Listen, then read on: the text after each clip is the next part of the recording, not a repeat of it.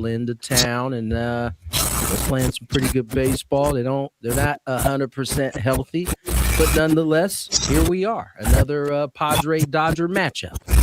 Yeah, and the Dodgers are coming in with some good old As the World Turns. I cannot wait to get into this. Some spicy, what do you call it, soap opera stuff. It is L.A.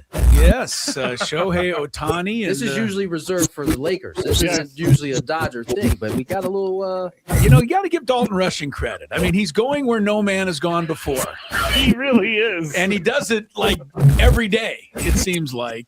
Boy, Shohei Ohtani was not pleased with him last night, and I'm sure we'll talk more about it, but I guess if you didn't see it, Ohtani was not pleased with the pitch selection. They got crossed up on some things, a couple of runs scored, and from what I understand, Ohtani just took over the pitch calling the rest of the game, and Rushing. There was also Rushing wouldn't challenge pitches that Ohtani wanted him to challenge. It was two. It was at least two, but Ohtani was like hitting the top of his hat hard. Yes. Like, that's a challenge! And Rushing's like, no. Rushing was like, no, it's not a challenge. And so they were fighting.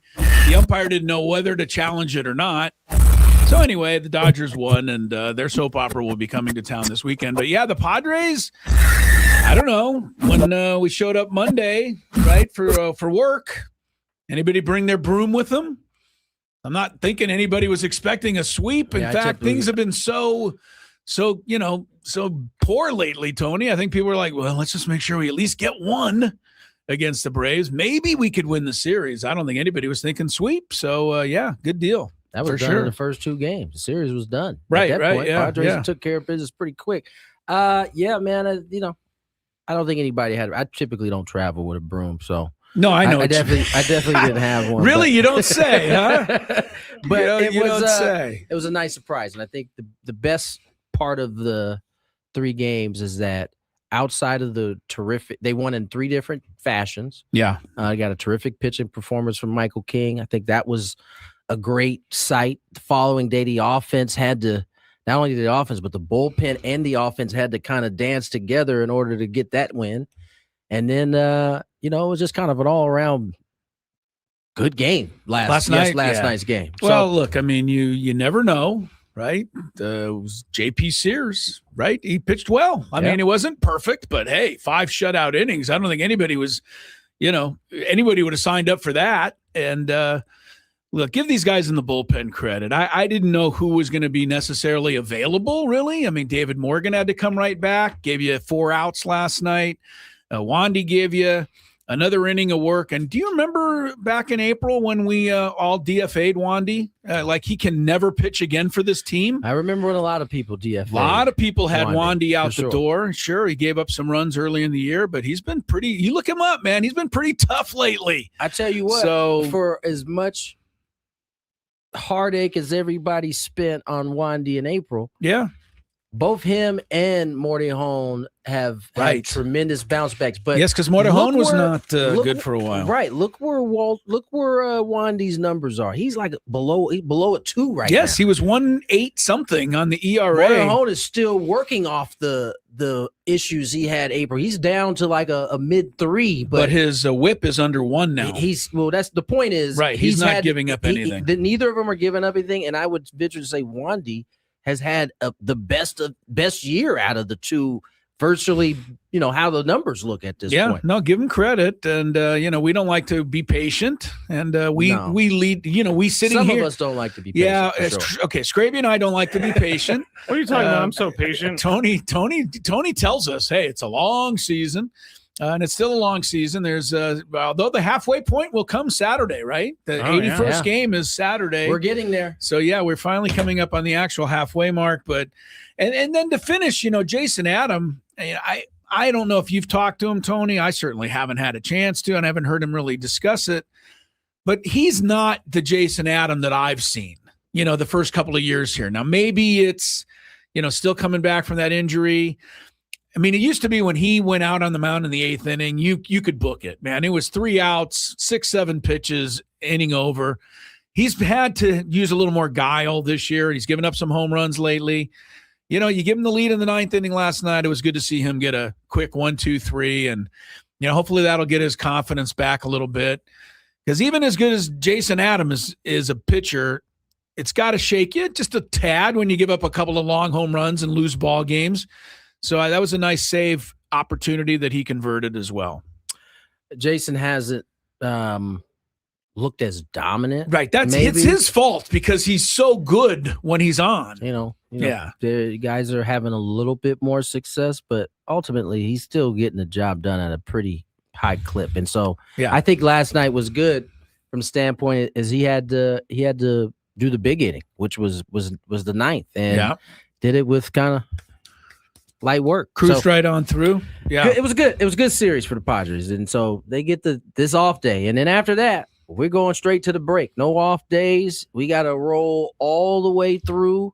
Then the break happens, and then you got another stretch of three cities where no off day is included in there. So it's about to be a haul here to get to the break, and then out of the break, you're going to have the same type of haul. And, I think this is kind of an important finish to the break. The way this team is looks like they're starting to turn the corner a little bit better. A little bit better. We'll see. Yeah. Well, you look the at Dodgers do have a funny way of throwing cold water on whatever momentum you have had. So, but they also bring out the best in the Padres, I think, and I think you're going to see a good weekend series for sure. It is important to finish up strong here going into the break for a couple of reasons. One, you've got 8 teams competing really for 3 wild card spots right now. It's very wide open. You want to make sure you stay right there in the middle of that. And I think you want to make sure you stay, within striking distance for the next month so that when AJ strikes, he'll be able to do something to hopefully help you get there the last couple of months of the season. I thought the JP Sears thing was so important because you're already kind of wondering what you're going to do with Griffin Canning. There's been no announcement on this, but it's going to be difficult, I think, for them to keep throwing Canning out there, although I don't know what other options they have. And JP Sears, if he didn't pitch well last night, that would be another concern. But now you can worry a little bit less about him because that was a really good performance. And, look, a Padre win these days would not be a Padre win without a crucial 2 RBI, 2-out single from Samad Taylor. That was almost clockwork. And Tony, take us through the at-bat, but it was a good battle, and he fights something off, and he just continues to amaze.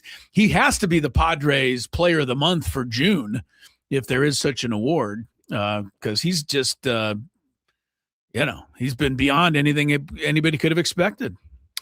Yeah, I think Samad has filled the role of what the Padres wanted him to do to perfection. And so he'll keep getting opportunity as long as he's doing so until there's a move made or a move that kind of takes him out of that spot. But right now, you rolling with what you got. I think in terms of Canning, they have plenty of time to keep throwing them out there. That's just, I know nobody wants to hear that, but that's hang on real quick. Let me check with my friend. Scraby, do you want to hear that? No.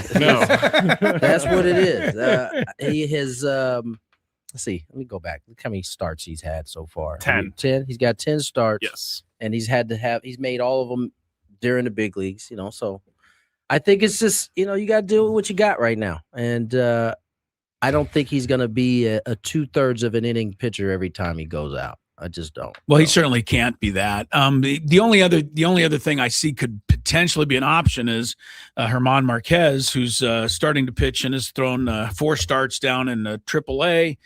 He's up to, I believe, 60, 70 pitches I saw, which at least would get you through maybe 4 innings here.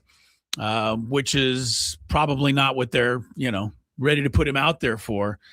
But good. We don't have to worry about that this weekend, right? The Canning and the Sears spots do not come up this weekend. We go with Vasquez. We go with our new ace, Buehler, right? And then Vasquez. Ooh, and then revenge game. Yeah, a little revenge game for Buehler, hopefully. He doesn't need to pitch against the Dodgers to be geeked up. He's geeked up anyway. He will be but he'll be even a little bit more geeked he up. just You seems got like it a more, guy. even the more. Padres. Yeah, okay. Against the Dodgers. No Because doubt. his exit wasn't it wasn't a favorable exit for him from the Dodgers. Well, he'll. I'm sure he'll remember. He was in Boston for a moment, and when we went there, he was telling Alex Cora, I can't. I'm looking forward to facing y'all. So I know that place he spent in Los Angeles. He's probably thinking the same thing. Yeah, it'll be fun, and you get Michael King coming off a great outing as well. So it'll be a good weekend. And look, those 3 games were important against the Braves to kind of steady the ship a little bit here, and get you back to 5 games over 500. Everybody tried to explain baseball to me. You can't do it. The Padres are now 12-6 against teams around baseball that are currently in first place. That would leave them under 500 against the rest of the teams in baseball, albeit just 1 game under 500. But the point being, they've beaten teams that when they're on the schedule, you say to yourself, "Oh, I'm concerned about that team. I'm not concerned about this team. I'm worried about that team." The team you should be worried about is the team in brown and gold. That's really the one that matters. What's ironic about that is last year was the exact opposite. They took care of business against everybody else, and then when they played the good teams, they didn't play. They were 1 game or 2 games below 500. So I mean, you don't pay attention to that. No. None of that nonsense. Well, but just for fun, I checked the bottom to see how they are against last place teams. Because I can hear people out there saying, "Yeah, but we always lose to the last place teams." I already saw someone say, "Well, the Braves aren't good right now." We can't. Oh, whatever. Yeah, but we can't beat the bad teams. Well, actually, the Padres are 13-6 against the last place teams. So, come on, guys. They've done well on the first place teams. They've done well against the last place teams. The middling. The middle has been a problem. and now cross-reference that with the pitchers making their major league debut, because that's also scary for me. We could also go with aces that the Padres have seen this season. By the way, Tony, it didn't count that they beat the Braves because Sale didn't pitch. So, right. Actually, you look in the standings, those 3 wins are not recorded because that didn't matter. So, yeah. All right, let's get to break. More baseball talk ahead. MLB finally trying to use their voices in this whole collective bargaining agreement. I finally saw my first MLB-sanctioned post. And they had all the information, and it was funny because by the time I pulled up here, MLBPA had already responded to that post. So we'll get into some of that, some of the new kind of salvos thrown out by the owners. Talk about it on the other side. More Gwynn and Chris.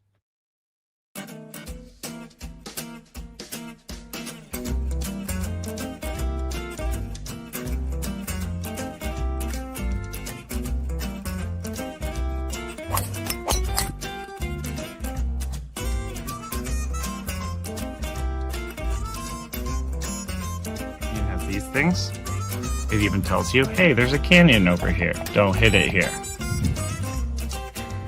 Scraby from about 45 feet. His caddy tells him to play it a little to the right. He's been playing well so far today. 4th hole. Nice smooth delivery. Hit it too hard.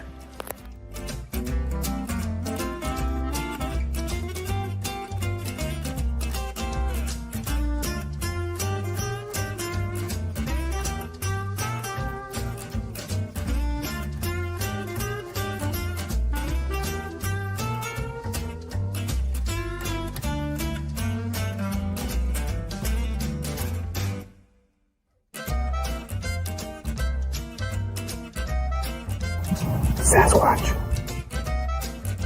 So Chris says that he can't play golf, but this is the second birdie putt he's made for us. This time it was like 20 feet. Thank you very much, Greg. But once again, you're hitting some very nice shots as well. I'm not usually complimentary to you, but can't help but be complimentary. Your shot making today. With my what? Your shot making. You hit some.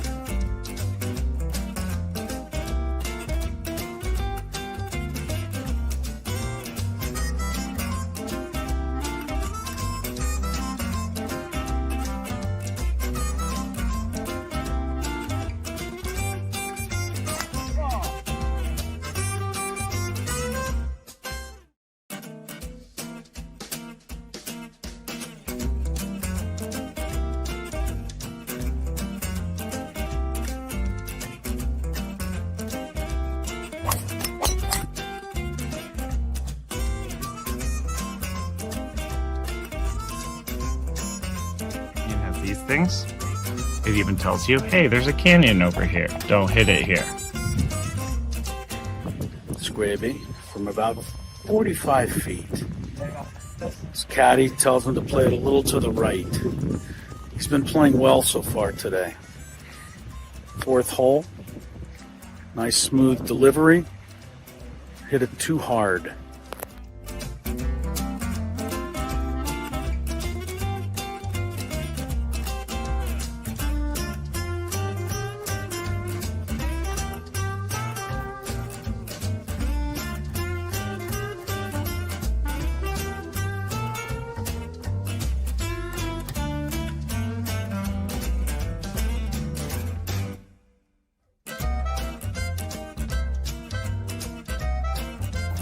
Sasquatch. So Chris says that he can't play golf, but this is the second birdie putt he's made for us. This time it was like 20 feet. Thank you very much, Greg. But once again, you're hitting some very nice shots as well. I'm not usually complimentary to you, but can't help but be complimentary. Your shot making today. With my what? Your shot making. You hit some.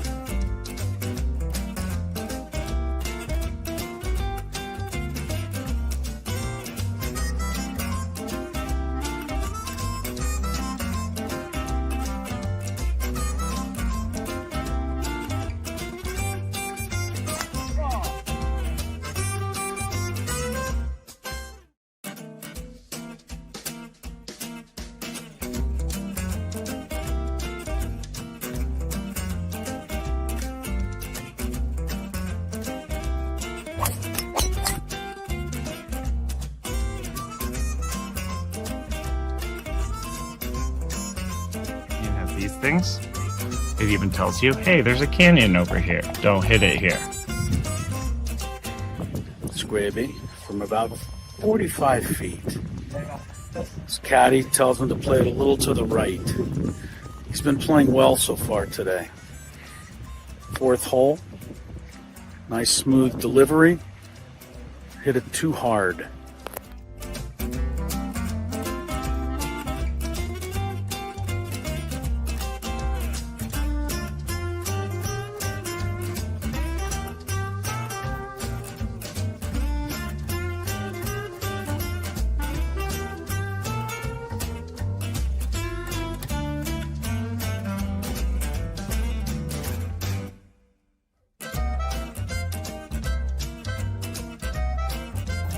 Sasquatch. So Chris says that he can't play golf, but this is the second birdie putt he's made for us. This time it was like 20 feet. Thank you very much, Greg. Gwynn and Chris underway for a Padre off day, Thursday. Team an off day in town, which means we get Tony Gwynn Jr. with us here in the Bill House Studios. We all know how. Scraby's alongside, and I got to talk to the guys on the show before we go too much further. I can't walk in here and have soccer on both TVs. Like, this why? is phenomenal, right? We got two televisions in the studio. You devote them now both. They got to be on soccer. What do we have to watch? Tony Kornheiser talk about the soccer watch? game? Huh? What would you want to watch? Pretty much anything other than Ivory Coast versus Curacao. I hate to tell you, it's riveting. And I have This is something my wife does often. So you don't want to watch this, but you don't really have anything that you want to watch. There's got to be. No. Wait, there's got to be. There would be something specific, I would think, that you would want to watch at this point. I don't know. Maybe Brian Kenny's on MLB Network or something. Okay. Hate to miss him. Hate to miss some of his insight. So there's some paint drawing on Channel 32 as the day goes along. All right, well, so fine. We'll keep it on soccer. You got Ecuador 1, Germany 1. And you've got Ivory Coast. All you Ivory Coast fans out there celebrate a 1-0 lead over Curacao. Of course, tonight it is back to the USA. Taking on USA, a new country on the world globe, Turkey. Yes, I guess they've always been that. They just nobody ever called them that. I would like to They finally put a request into the rest of the world that you call us by our proper name instead of calling us Turkey. I would like to retroactively appeal that Chris's Fantabulous Sports Game Show from about 4 years ago when he did not say turkey, he said turkey. That's right. When we were guessing European countries, I win. You won because nobody guessed turkey, we did guess Hungary, though. Yeah, we did. It's funny how some of those things hold up over years and years and years. I do know that Dave Marcus is on his way, or probably already at the game, Tony, right? Yeah, he probably slept over for sure up at SoFi Stadium last night. So he's excited. I know a lot of American soccer fans are excited. The game itself, although, a World Cup match doesn't really mean a lot in terms of the tournament itself, because USA has already won the group and they're already slotted into the next round. And as we found out yesterday, it is a 99% chance that they'll be playing Bosnia. I cannot remember how Herzegovina. Them, yes. Bosnia, Herzegovina. We thought it was 100% until Dave Marcus butted into the show and told us it was actually only 99% chance. Well, the funny part was you guys had mentioned that. Right. And then I turned to him during the break and I was like, hey, is it really a done deal that Yeah. He was like, no, it's not done. There's only one third place team right now. There's going to be a list of 5. Right. So you came back on and we're like, oh, guys, hold up. Yeah. And then I must have gotten the same message that went up on my phone, and then he changed his tune a little bit. Yeah, 99% chance it'll be USA, Bosnia for real in the knockout stage. But tonight they'll take on Turkey, and everybody will be into that and excited, I'm sure. Marty mentioned the Padres with the sweep of the Braves. Real quick, off topic. I might as well bring this up. Did you guys see my post last night? I missed it. You didn't see I see most of your posts. The chocolate chipless cookies? Oh, I did not see that. How did I miss it? Have we not had this conversation about No, we have not. Chocolate chip? I have a theory. Not a theory. It's an opinion. Okay. That as good as chocolate chip cookies are, if you remove the chocolate chip, even better. And so I had posted a story about a month ago. Okay. And one of the moms who on our soccer team, former player that played with my daughter, took me up on the offer and made me a batch and brought them to the chocolate chip cookies. Chocolate chip cookies. Right. Excuse me. If they don't have chocolate chips, why are you calling chocolate chip cookies? I said chipless. Well, it's just chipless chocolate chip cookies. Well, let me ask you this: chocolate chipless cookies. If they don't have chocolate chips in them, that's true. Do they have flakes of chocolate? No, but how would you describe them to somebody? Right. What would you call them? It's the same. So when you bite into a chocolate chip cookie, there are elements of the cookie that don't have it, and so you are you eating don't always that part, get a chocolate chip. Yeah, no, I get what you're saying. Chocolate chipless. How would I explain this? I would just say, here's a boring cookie. No. It's not about the boringness. It's about the flavor. Let me tell you something. Tony's 100% right, and I already know he's right, and I don't even have to try a chocolate chipless cookie. And you know how I know he's right? Because I and just about everybody else listening out there loves chocolate chip cookie dough ice cream, and there are no chocolate chips in that stuff that they put into chocolate chip. Maybe tiny ones. There's some. There's not as many, for sure. Very few. So most of the bites you get in a chocolate chip cookie dough ice cream are chipless. Great point. So I already know I like this. And so she brought a pair, about 11. I just one checked less than was this Instagram? It was Instagram. I didn't see it. Yeah. Posted last night after the game. I was going back and forth. I couldn't figure out if I wanted to post it. And I was like, these cookies are so good. I don't want to keep this idea to myself. The only thing I see is a guy from Tribute Pizza. That's stories, right? Yeah, but the last maybe it thing was you on my posted story. Maybe it was on my story. Was this one? Check my story. I don't know. I did. It's just the Tribute guy. Well, as much as I'm excited to hear about your post, I'd be a lot more excited to hear about your post if you brought us some samples today so that we could double check, whether or not you're right. I promise you these things are good. I only had one left. So I wasn't going to bring it in here. Bringing it in. I'm not even sure that by the time I get home, yes, good chance that cookie is going to be there. Do you get confused sometimes when you bite into it and you're expecting a chocolate chip and it's not there? No, because what happens with me is you get overload of chocolate chips. Like you start eating them and you're like biting around them. That's what I do at least sometimes. So now, no, I just whole cookie, no chocolate chips. I've never heard of this. It in was. my life. It was. You guys need to try. I'll tell you one real. thing: the people at Nestle's are not going to be happy to hear about this. They're not, because they stay in business but based on people buying those bags of chocolate chips to put in the cookies. You're right. So, I think it's a good idea, Tony. Like I said, I like the chocolate chip cookie dough ice cream. See no reason why I wouldn't like this. I found his post. It's in the Reels section, so you have to click the Reels one. There it is. Yeah, and it's there. I know you want to. We'll get into this conversation about baseball and the Players Association chiming in now, trying to get something going. But we're closer to the bottom of the hour, so I wanted to throw this out. This was in my mind, the line of the night last night, delivered by, of all people, the usually hated Tony Vitello last night. Did you hear this one? I did not. All right. Tony Vitello, who's been embroiled in controversy basically since the day he was hired by the Giants. And I really believe that without actually him doing anything, it seems to me the whole Rafael Devers incident that took place Sunday has finally put some people on Tony Vitello's side to a certain extent, where they almost feel like, the team hasn't stuck up for him. Management hasn't stuck up for him necessarily. Players don't seem to respect this guy.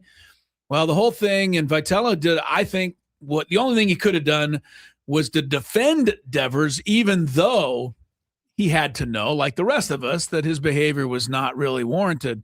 Anyway, last night, the Giants were down 1-0 in the bottom of the ninth inning to the A's, and Devers was coming up. And Devers hit a home run, tied the game. And then the next guy hit a home run, and the Giants won the game 2-1. In the postgame press conference, Tony Vitello walked in, sat down, and said, I just want everybody to know, just so there's no confusion, but when Devers went up to hit, before he went up to hit, I told him if he got on base, we were going to pinch run for him. And everybody bought it. Hook, line, and sink. Oh, what did he say? How did it go? And he's like, got you guys. Got you guys. And he goes, I did hear a couple of courtesy laughs. So you know what? I give him credit, man. You got to make a little fun out of a, chicken salad out of the old thing. So, he's doing his best with it. I thought it was a good line, and all's forgiven for the moment, at least for the Giants. I don't think it's fair for people to assume that the Giants haven't had his back. I think, in that job in particular as a manager, you kind of have to do it yourself.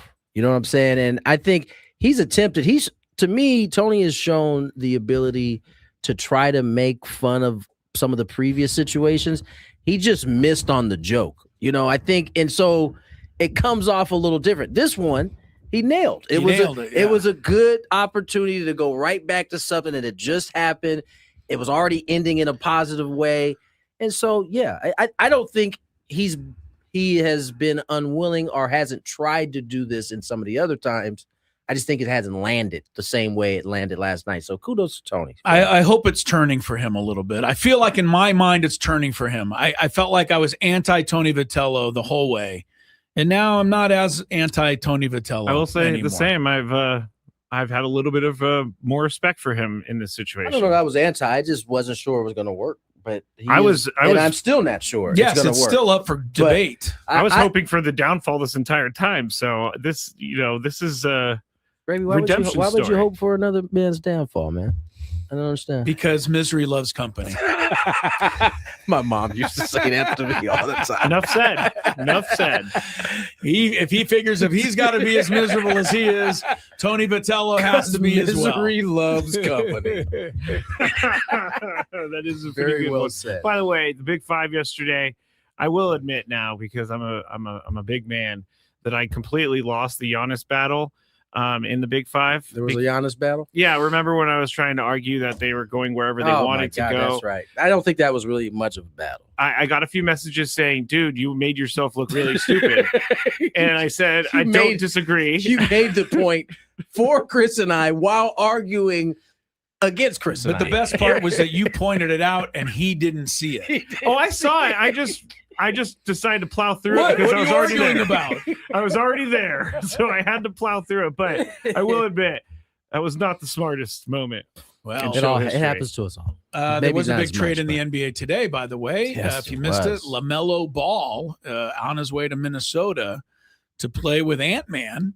And really all the T-Wolves gave up was a bunch of draft choices. I don't know if this works, but I think it could. They gave up the big stretch. Oh, Nasri. He's not even a starter, but he's an important player for Minnesota. He'll be good for Charlotte, especially with, was it, Knuffle?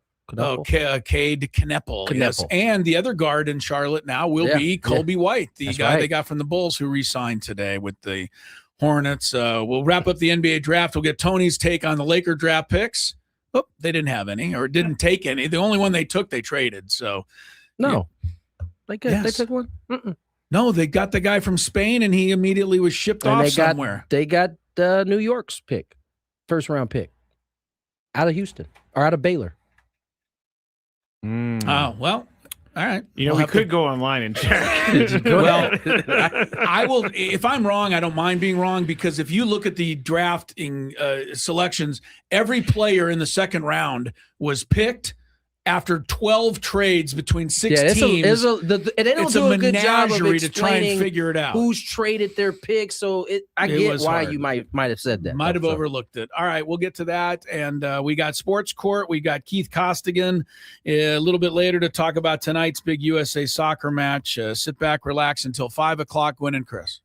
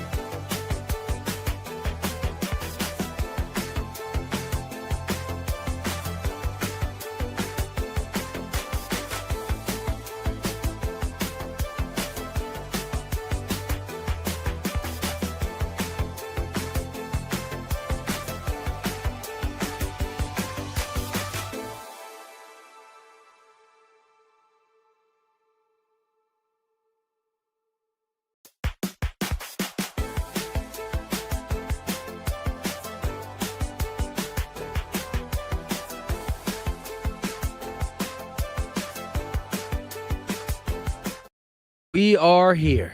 Tony Gwynn Jr., Chris Sello, Matt Scraby. Oh, my gosh. Ecuador just took a 2-1 lead on Germany.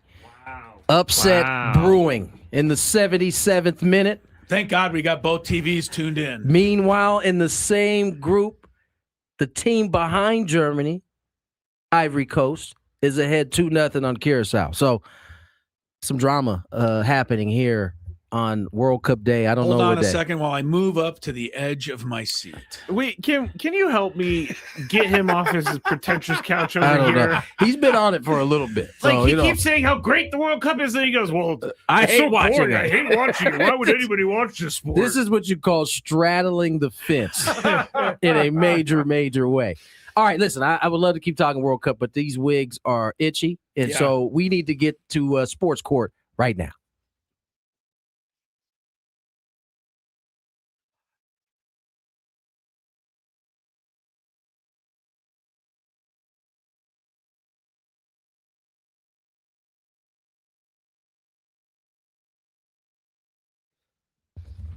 All right.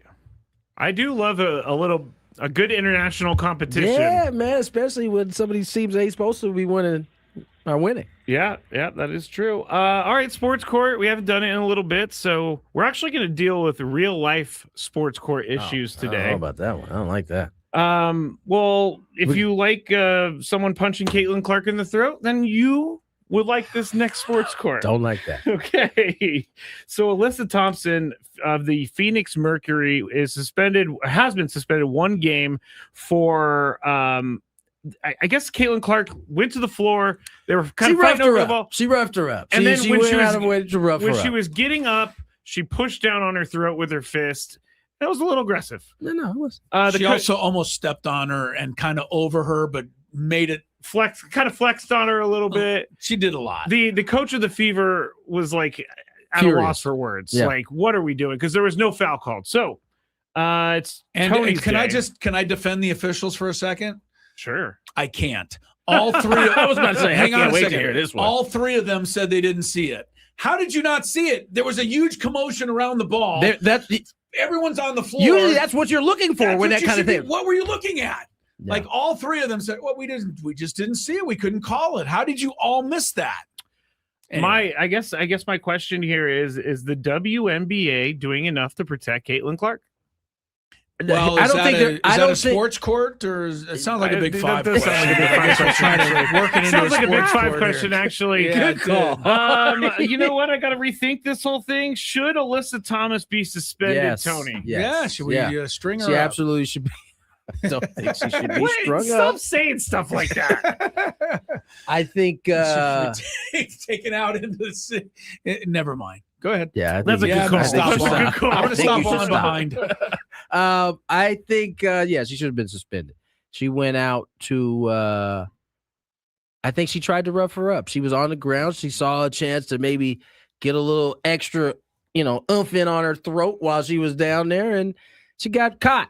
Not by the referees, unfortunately, by the league. Unbelievable. Because we have instant replay. No wonder Caitlin Clark gets beat up every night, because they know But the refs to- are going to- to miss it anyway. To your original question, are they doing enough to protect Caitlin? I don't think they're doing enough to protect any of their players. Yeah, that's a better answer, because everyone's It's not protecting Caitlin Clark. This kind of stuff is going on all over the league, time, and right. nobody sees it. Apparently, we only see it actually because of Caitlin Clark and Right. the exposure she brings. But if you watch one of those games, and I went to one last year, these refs they let far too much go. And listen, maybe this is a part of the evolution of the league, right? You start getting, we've seen it in MLB, right? Umpires have over time gotten better.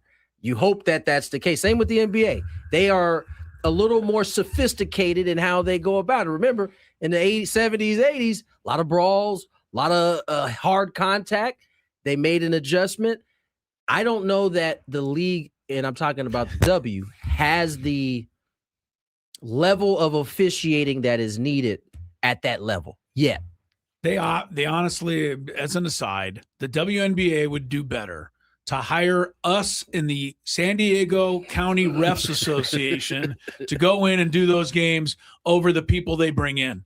The officials they use are the same ones that do our San Diego State women's games.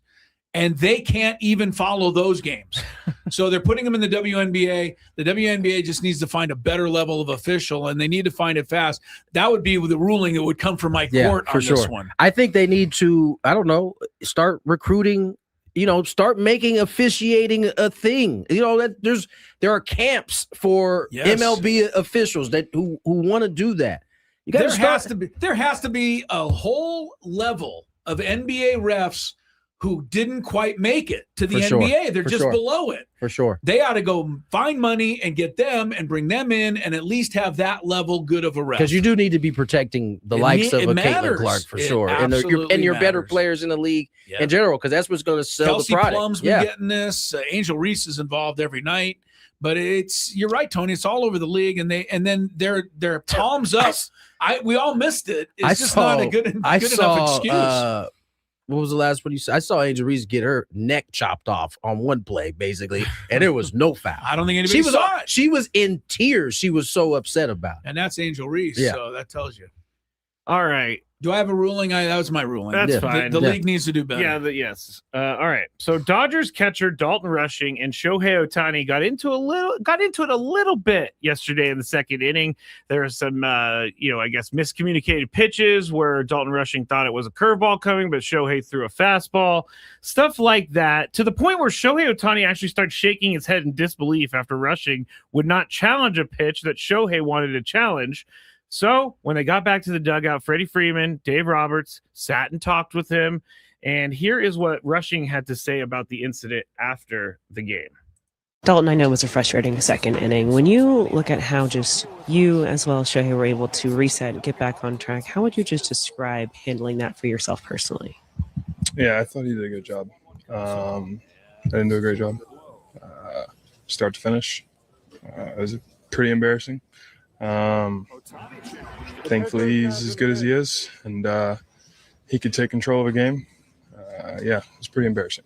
You have so much support, though. I mean, to have the conversations, whether I saw Freddie come up to you, Dave Roberts. We kind of get what he's going to go on and say. It's embarrassing that I need support like that, which isn't necessarily the best. Oh man, message. dog. Yeah. That's what he's gonna say. Yeah, I should have said it like that. I need help. I'm a man.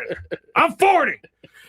Chris, you're up first. 40, he's not 40. He's obviously very young. Yes.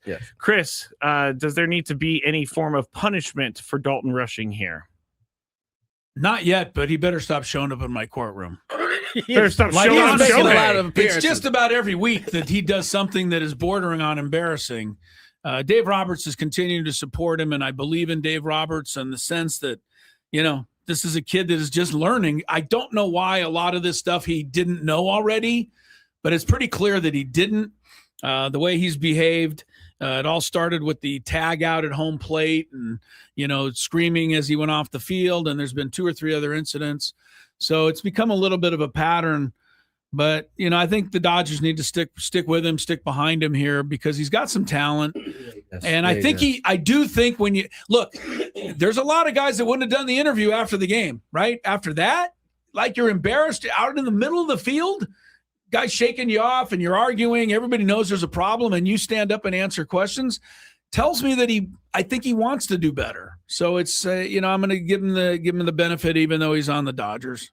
I'll boo him this weekend, though. Oh, let me just say this. Yeah. Please, everybody in the ballpark. He didn't even get an at-bat. Well, he's going to get him now because Will Smith's hurt. So That's true. Everybody, please boo Dalton Rushing every time he comes up to the plate. Now I just want to hear the boos cascade down. I really don't It think might he's going to fuel care. him, actually. I really don't think he's going to care. Tony, does there need to be any punishment here for Dalton Rushing? No. This is a young man learning on the fly. I find interesting.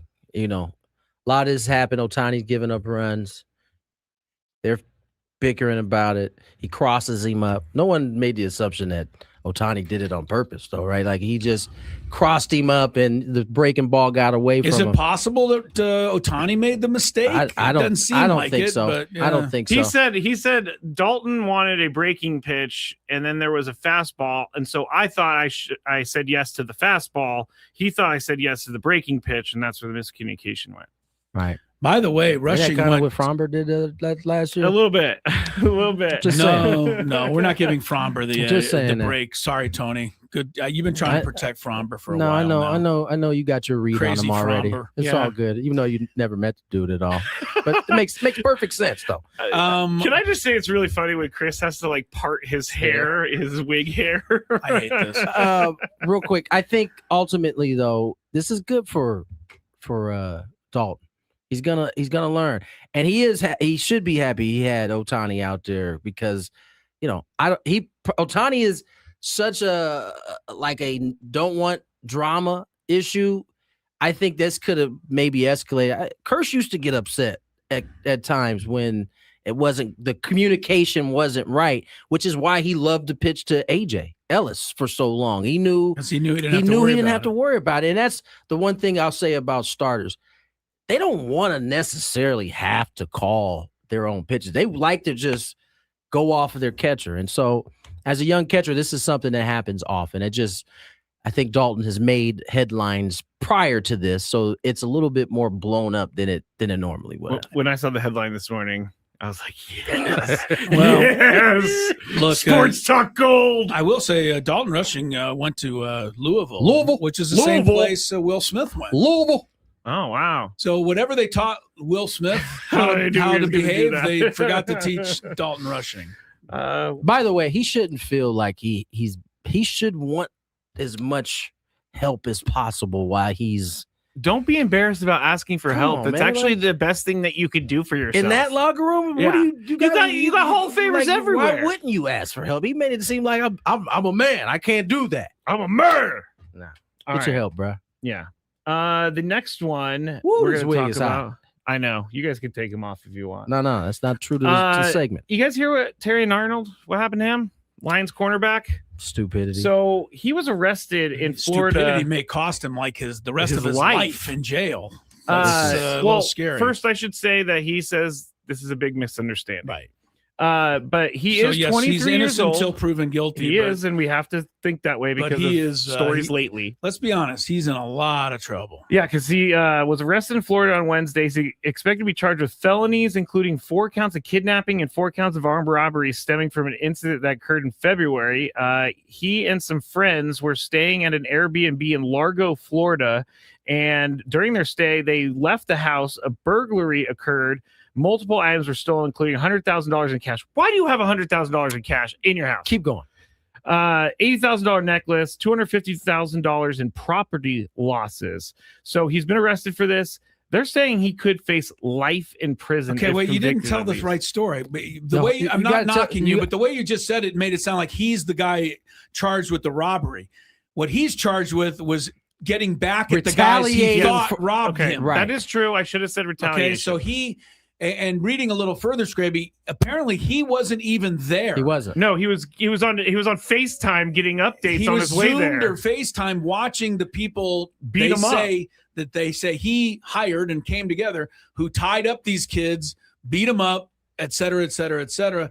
Come to find out the kids did not steal the money. So they had the wrong people anyway. Oh wow, Yeah, I didn't know that's, that part. That's the rub right there. You got to know it's the right guys. Like I don't know that the consequences are as serious. It would have still been. You still have been in trouble. Don't get me wrong, but Yeah. I don't know that they're as serious. no. If it was the actual individuals that took it, but as Chris just pointed out, it wasn't. And so, this is.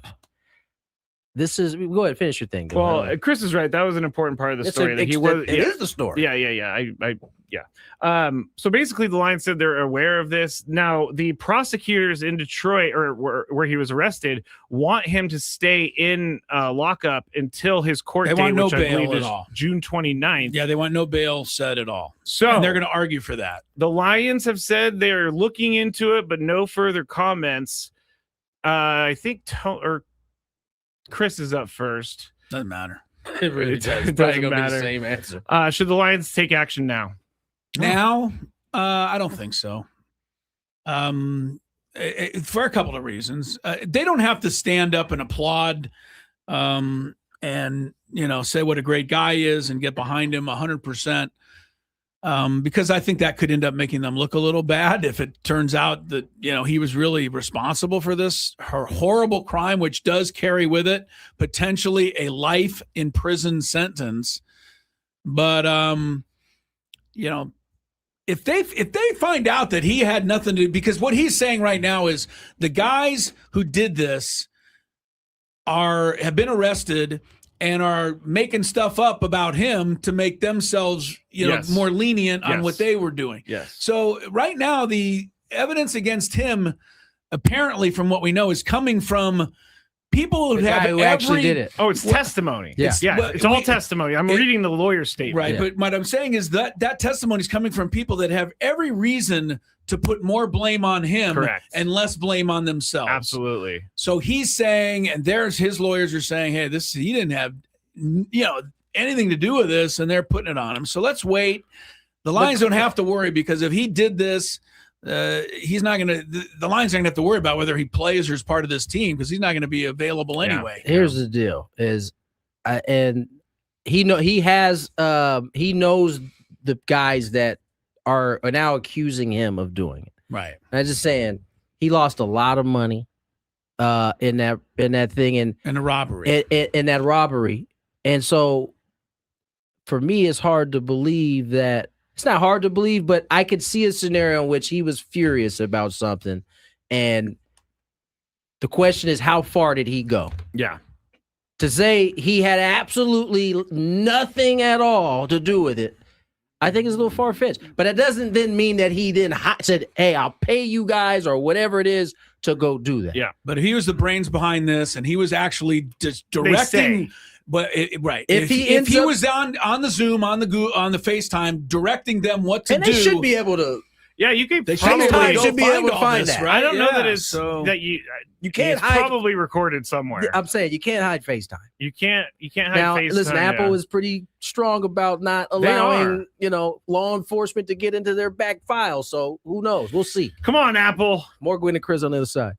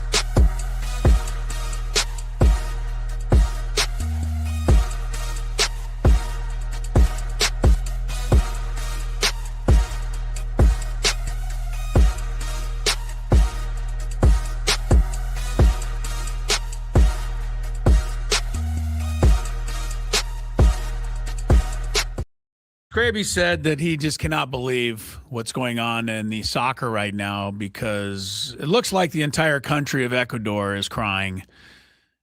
They beat Germany. How did I get painted like the jerk? Because here? you're just an uncaring, that's human not the being, reaction obviously. I had. I said this means everything to them. He said, I wouldn't cry. He But said, Yes, that's what I He said. said, I don't think I would cry. And I was like, well, do you remember me after the Aztecs Beat got to the Alabama. Sweet 16? Oh, wait, I have audio. I think they'd be crying. I mean, beating Germany, I guess, is a pretty big deal.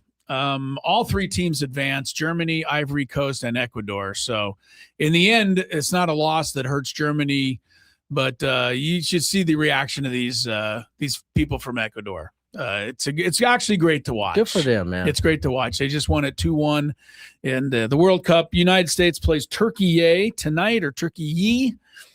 I don't know. Do we know which what way. it is? It's Yeah. Turkey. Turkey. Thank you. Yes. Dave Marcus. When did that happen? Like a couple years It ago, I hasn't think. been not that long ago. Yeah. You know when I Because first I'm not tripping. It No, was Turkey. It was Okay. Turkey. it was Turkey. You were not tripping. I've been looking at this for like the past week or two, and I'm like, Right.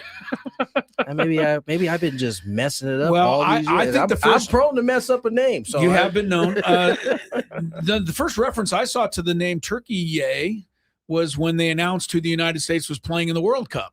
Because I was like, well, who's that? I guess I they're. was so like oblivious that I saw the spelling. I was like, what is? Maybe they're just going by Right. like you know, the official spelling. I think Nope. that is. Well, It is definitely is. They're going It's with the word too. yeah, but yeah. I know that the government petitioned to have their name changed, like in these sorts of things. And honestly, that's probably the best way to get to us that their name now is Turkey. Is when you put it in change sports. it in the World Cup and In everybody America, sees that's it. how you're gonna get it to us. Like I guess the Czech Republic is now Czechia, Czechia, yeah. for and sure. so they're officially that Ah. instead of the Czech Republic, the Czechia. Yeah. Well, they don't have to clear any of it with us. So, no, they don't. we're just going to go ahead and go with it. I hope we can get Dave Marcus on the show tomorrow, though. I know he'll He be said with he was you going to come on. at the ballpark, but Yeah. we got to We get a definitely gotta report get from him on. his night at the soccer. Dodgers Padres tomorrow. Both teams are idle today, and but there's some other stuff going on in the World Cup. We talked about USA. Let's do some daily gambit. See what's on the ledger this evening.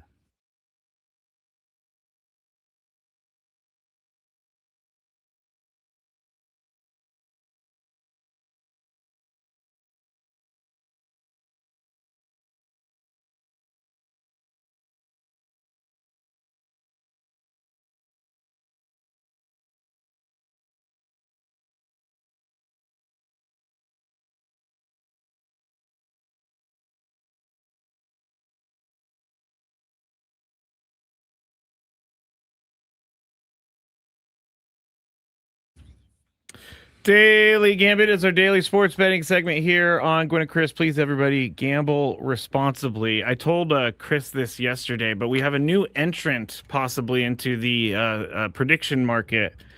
Meta wants to be a prediction market now. Talk to me about, not talk to me. I kind of know what the prediction market. It's not officially gambling. Correct. It's trading. It's trading. like stock How is it exchange not trading gambling though? because you're You not have to like buy yes the stock, so when it goes down, you lose. No, you do, but you can sell it so you don't lose as much. It's just like So a it's stock like, it's like a market. stock. Yes, it's just like a stock. Chris, do you consider stock market gambling? yeah, I think that's what he was getting. yeah. at. My wife gambles all the time in the stock market. Oh. She thinks it's a lot of fun, by the way. Yeah. Yeah, we just have a few shares of this, that, and the other, and she loves to look at it. Hey, we made $12. I talked to a couple of people I golf with who have a lot of Qualcomm stock. Theirs can go up and down Yeah, by like fluctuate. tens of thousands Yeah. of dollars in a week. Yep. So yeah, tell them it's not gambling. Yeah, they don't no. feel too happy about it when it's down. Oh, it's definitely gambling in that regard, okay. but it's more of From a law standpoint, it's not it's not. considered It's gambling. considered trading. Trading. So Meta is trying to come out with that. And course they someone are. on the chat, Kayla says, "Well, Meta failed miserably with the metaverse," and that's what I always What think happened of. to the metaverse? They Is got anybody, rid of it. Is anybody They living spent in it? billions of dollars and then got rid of it. They I told thought- Chris yesterday, I fully believe that Zuckerberg stole Facebook's idea because he has not come up with any good Anything? ideas That's since. a great point. What were you gonna say? I was just saying that I just remember when they were launching the meta world, and they thought humans were going to actually.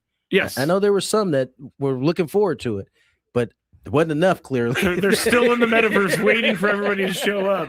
All right, so last night the Braves were -1.5 on the run line against the Padres. Chris went Padres, I went Braves. Padres win 5-2, so he wins that one. Did you notice how he tried to sneak that through? He did. I went Braves. Chris went Padres. Over under 8.5 runs. He went really fast. Snuck right through that, baby. I remember saying yesterday, the Braves are Braves aren't gonna get swept. Well, they did. Yeah, over under 8.5 runs total in the game. Both Chris and I went over. It was only 7, so we lost that one. Milwaukee -1.5 against the Reds. Both of us went Brewers. Milwaukee won 6-5, so we lose that one. Shohei Ohtani over under 7.5 Ks. Chris went under. I went over. He had 8, so it's 1 that I win. Yeah. Who had more Ks last night, JP Sears or Martin Perez? We both said Sears. Sears had 5. Martin Perez had 4. So we won that one. Yeah, Perez did not have his command.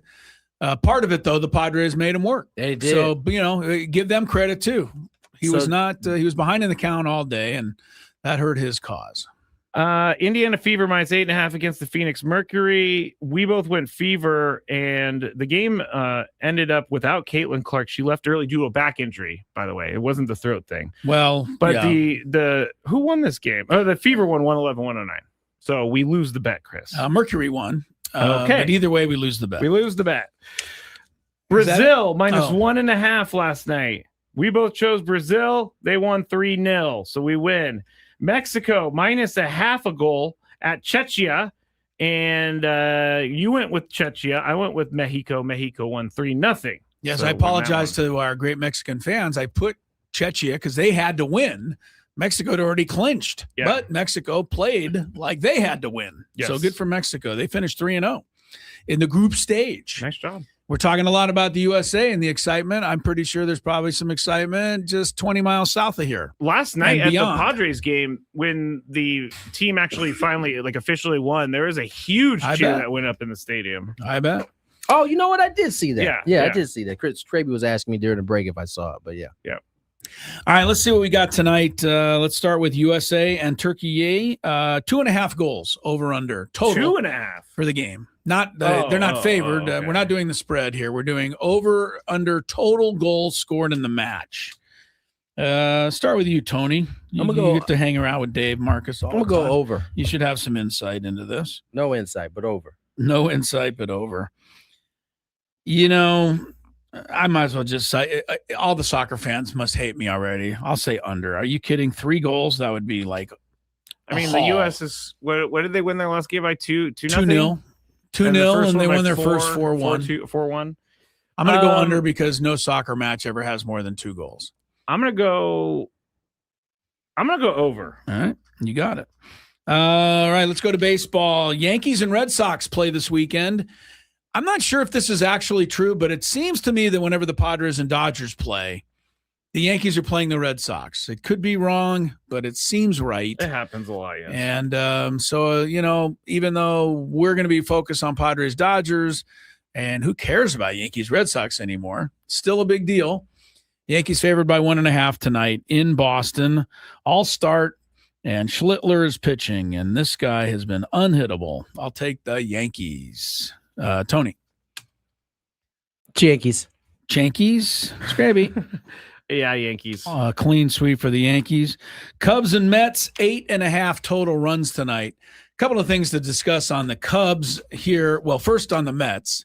A 6-error game last night is not too good to look at. No. Even Jeff Passan got in on making fun of them. He said, costly error cost the Mets. He said this whole season's been an error. Costly error, Jeff yeah. Passan. The season's been, 6-error games are going to catch the attention of some of those New York fans who are already angry. So good luck to the Mets. On the other side, Tony, Dansby Swanson. First of the 48 games prior to this series, 48 games, he had 3 home runs and 14 RBIs in those 48 games. Wow. The last 2 days, He's had 3 home runs and 15 RBIs. What? Yeah. He had a 7 RBI game yesterday and a 4 RBI game in the doubleheader. That is a baseball He had in a 11 nutshell right there. He had 11. The all-time record is held by a Padre for most RBIs in a doubleheader. It was old Nate Colbert way back when. He had 13 RBIs in a doubleheader one day. Wow. But Swanson had 11 yesterday. All right, after all that, 8.5 runs, Scraby. Cubs, Mets. Cubs also made a trade yesterday. Yes, from the Mets. Yeah. David Peterson. I'm going to go over. All right, Tony. 8.5 runs. I don't know who's pitching and not really in the mood to look at it. He says. Under. I don't know. Dansby Swanson may drive in 8.5 runs again on his own. I'll say over. Christopher Sanchez for the Phillies, pitching at Washington. Mackenzie Gore for the Rangers, pitching at Toronto. Sanchez minus 2 strikeouts against Gore's total in strikeouts. Tony. Sanchez has finally come back to semi-normal after that insane streak he had. Give it to me again. I'm sorry. Sanchez minus 2 in strikeouts against Gore. So Gore gets 2 added to his total. Give me Gore. Mackenzie Gore. Did you see or talk or – oh, you weren't in Texas, so you wouldn't have seen or talked to Mackenzie Gore. No, I didn't get a chance to see him. I didn't even hear his name mentioned like all weekend. I forgot he was there.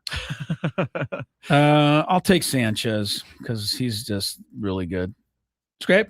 Yeah, I'll go Sanchez. All right, Cam Schlittler, I mentioned him. He's the AL Cy Young favorite right now, and he's 6 innings over-under against the Red Sox tonight. So, what, 18 outs? 18 outs would put him over. Okay. He's got to finish 6 innings. That seems like an easy one. I'll say over. Tony? Over. Over. Scrape? Contrarian under. Las Vegas Aces minus 5.5 at home against the Dallas Wings. Vegas has the second best record in the league. Dallas is, I think, in 4th place, doing better with a young team. Scraby, 5.5 points for the Aces. I'm going to go with the Aces. Going to go with the Aces. All right. Tony? Aces. All right. I'll take my girl Paige Beckers, the Wings on the road. Asia Wilson for Las Vegas minus 7 points versus Paige Beckers.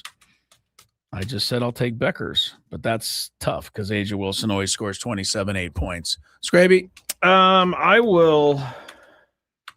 go Asia Wilson. Asia Wilson deserves a little more credit than does. we don't put enough respect on her name. She's been the MVP 2 years in a row now, 3 out of 4 years, something like that. She suffers the same fate that all bigs do. We are infatuated with guards, even in the women's side of things. Like Caitlin Clark, Paige Beckers, guards are what we enjoy. Kelsey Plum. Yeah, Asia Wilson's the best player in the league by I don't think it's close. By a margin. I don't think it's close. Yeah. Which one? So you're going to go with her, Tony? Yes. All right. Yes. Sorry, I didn't get. And that then part one out. more I put in there. Remember old Flau'jae Johnson at all? She's Yes, a from rapper, LSU. and she also Flau'jae beat the Johnson. snot out of the Aztecs. Yes. She beat the Aztecs pretty bad in that playoff a couple years ago. But she's also a rap star. Oh. She's now with the Seattle Storm, and 11.5 points is her total tonight against the Liberty. And I'll support her and go over. She's doing pretty well in her rookie season. Is it my turn? Yeah, sure. I'll go over. Why not? Tony? Over. Yeah. Would you, if you were a budding rap star and an NBA or WNBA, whatever, I guess you could just do both without any issue? Yeah. Absolutely. So you don't have to choose? Yeah. No, She can just record in the AI room. attempted to do both. It was short-lived. Kobe also tried to do. tried to do both. Kobe did it? Yeah. Shaq's was the best one to Shaq do it. might have been the guy. He He is the did guy. a little of that. When he did Kazam, that was my favorite. Dame Lillard also Yes, that's doing true. both. That's true. It can I'm be trying done. to think. There's a couple more people. Not a lot out of good there. ones, but certainly those two, Shaq and Dame, are. All right. So if you're Top not a tier. rapper, let's just say you're an everyday pop singer. Yeah. Could you play sports? Absolutely. Who's ever tried to do that, though? That's a good question. Garth Brooks. He was lacking on the other side of things a little bit. He wasn't good enough on the athletic side. Yeah, no, I think I don't know. I don't think I can't think of one. Because, I mean, I've read the that has done pop or I've read the country. bio on Barry Manilow, and he gave up a possible shortstop career with the St. Louis Browns. No, he didn't. I was about to say, so he says. He said he says. It's really easy to claim that later. I had a shot to get to the big leagues. Yes, without No being, one's actually checking. without being political, I believe Donald Trump said he was an all-time shortstop or something growing up as well. So, believe what you I will. can't imagine him taking a grounder. I can't. I'm not going to say one way or the other. I'm just saying he claimed to be a hell of an athlete. So who knows? All right, we'll take a Now quick... I need to see him take a grounder. Hell, you have to find it somewhere. Good luck, buddy. Yeah. More Gwynn and Chris is ahead here as we roll toward 5 o'clock. And hey, don't go anywhere. At the bottom of the hour, we're talking soccer with Keith Costigan ahead of tonight's U.S. match. All right, it's time for the Beaver Nuggets. So the story is somehow Buc-ee's got brought up. I think Frank brought it up. Yes. And it's a rest stop / mall / entertainment zone, super center. And someone said on the chat yesterday that they have like 100. They went to one with like 100 gas pumps, which is a lot, I guess. But while we were talking about this, Sam Levitt was in New York listening, and he goes, "Put me on, put me on, put me on." And so we put him on, and he's talking about how much he loves Buc-ee's.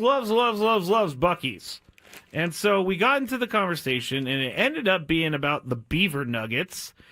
And so I had to order them because I find the name Beaver Nuggets very gross. I find it gross. But we're going to go with this. It's kind of like a Cheeto / a corn pop. It's like a cheese doodle. A cheese doodle. And we're going to eat them right now. I don't think these are bad, but here we go.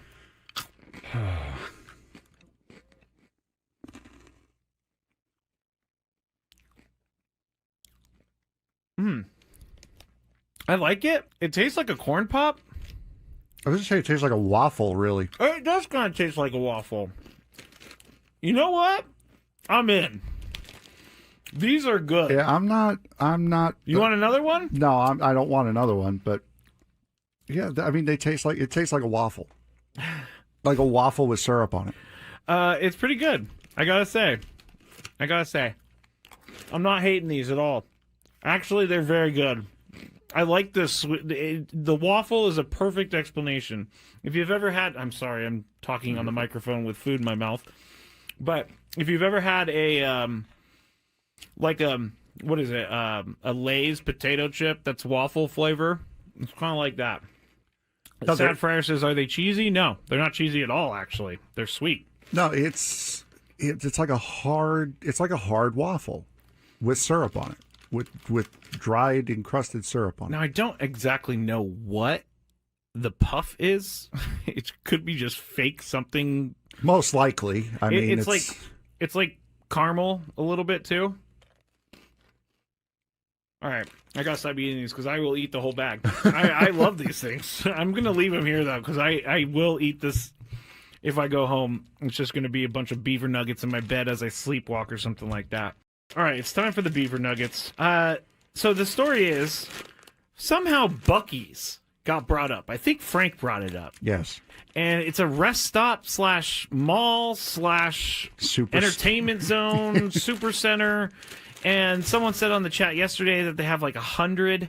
They went to one with like 100 gas pumps, which is a lot, I guess. But while we were talking about this, Sam Levitt was in New York listening, and he goes, "Put me on, put me on, put me on." And so we put him on, and he's talking about how much he loves Buc-ee's. And so we got into the conversation, and it ended up being about the Beaver Nuggets. And so I had to order them because I find the name Beaver Nuggets very gross. I find it gross. But we're going to go with this. It's kind of like a Cheeto / a corn pop. It's like a cheese doodle. A cheese doodle. And we're going to eat them right now. I don't think these are bad, but here we go.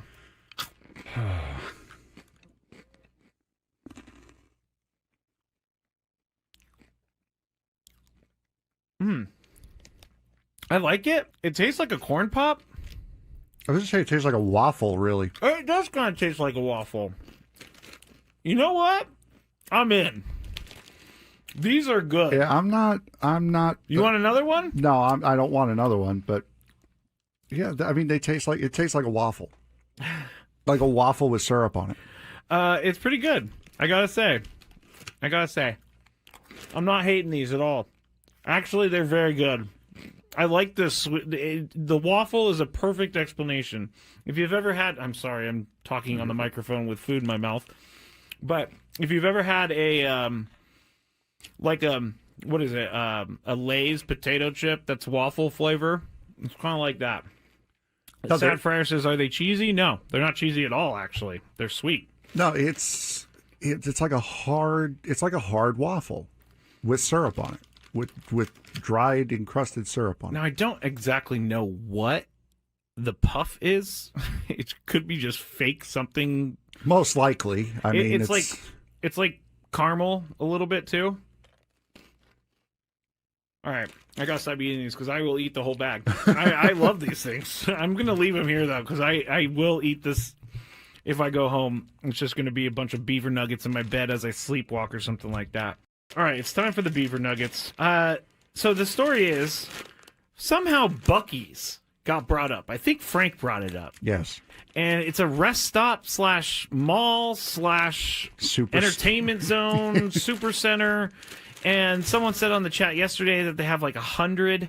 They went to one with like 100 gas pumps, which is a lot, I guess. But while we were talking about this, Sam Levitt was in New York listening, and he goes, "Put me on, put me on, put me on." And so we put him on, and he's talking about how much he loves Buc-ee's. And so we got into the conversation, and it ended up being about the beaver nuggets. And so I had to order them because I find the name beaver nuggets very gross. I find it gross. But we're going to go with this. It's kind of like a Cheeto / a corn pop. It's like a cheese. Clock, Tony Gwynn Jr., Chris Ello, Matt Scraby. We had teased it earlier. We'll get to it here for this short segment. MLB and MLBPA exchanging ideas. I think last time we updated you, owners had responded with a full cap offer, a cap offer with a ceiling and a floor. I can't remember what the exact numbers were. Both. I think the floor was like 150. Yes, the floor was 150. Yeah, I'm not I think sure what the ceiling. I feel was. like it was 240 somewhere around there. Yeah.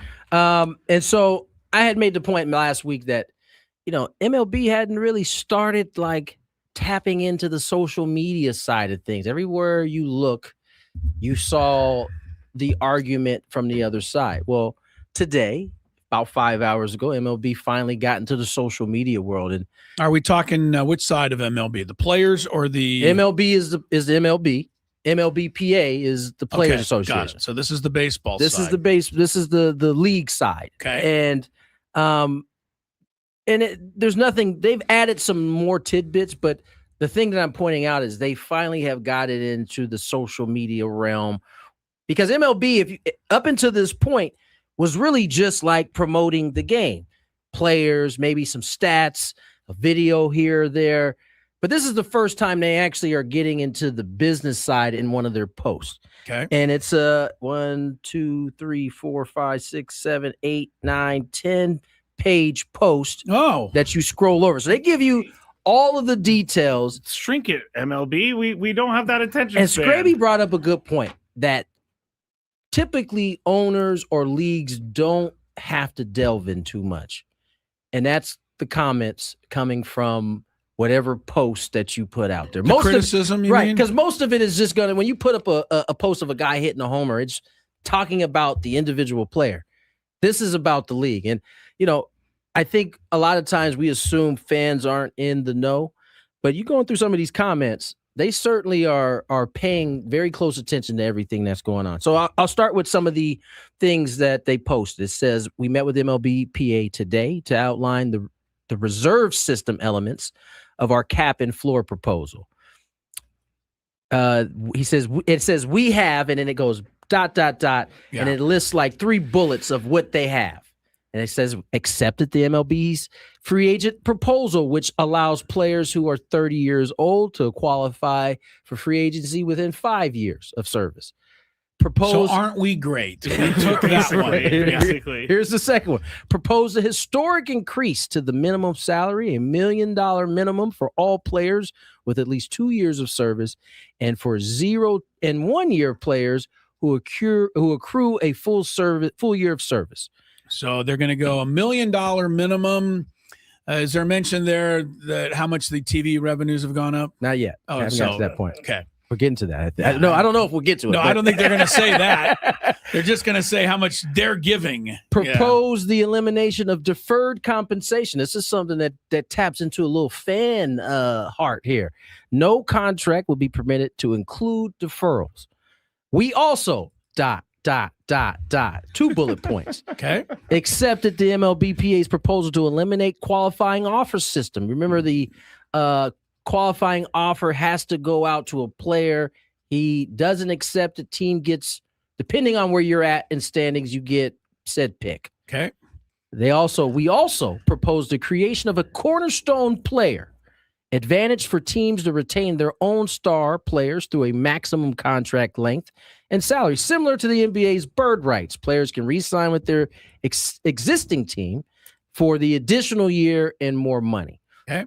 Took that straight from the NBA. Yeah. Man, Michael Jordan used to take advantage of that one. He did. Because the Bulls were the only team that could pay him Right. what they paid him, so it was a no-brainer that he would stay there. In the status quo, and then it goes in to kind of give some graphs and things that you kind of need to see, so I won't bore you guys with that. And so it didn't take long before the MLBPA, who actually probably has staff on that are waiting for this type of deal, to respond. And so I just thought it was interesting.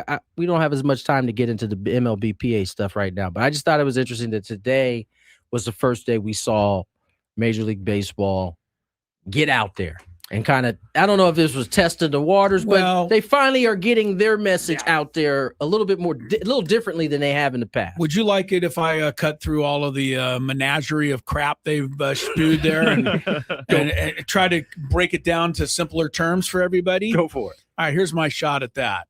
MLB, I think, is going to realize that they may not have the full support of all the fans as they normally do, right? We've talked about this already. The fans the go-to is to say the players make too much money. They should be happy with what they get. And, I'm on the owner's side. This time, I think the fans are more informed, and they certainly are if they've listened to our show. We're trying to inform them that the owners do have the money to do the right thing here, and the owners do need to take some of the blame. So I think the owners realize that. So they're just trying to get out there now and say, hey, look at us. We're being the nice guys. We're offering this. We're offering that.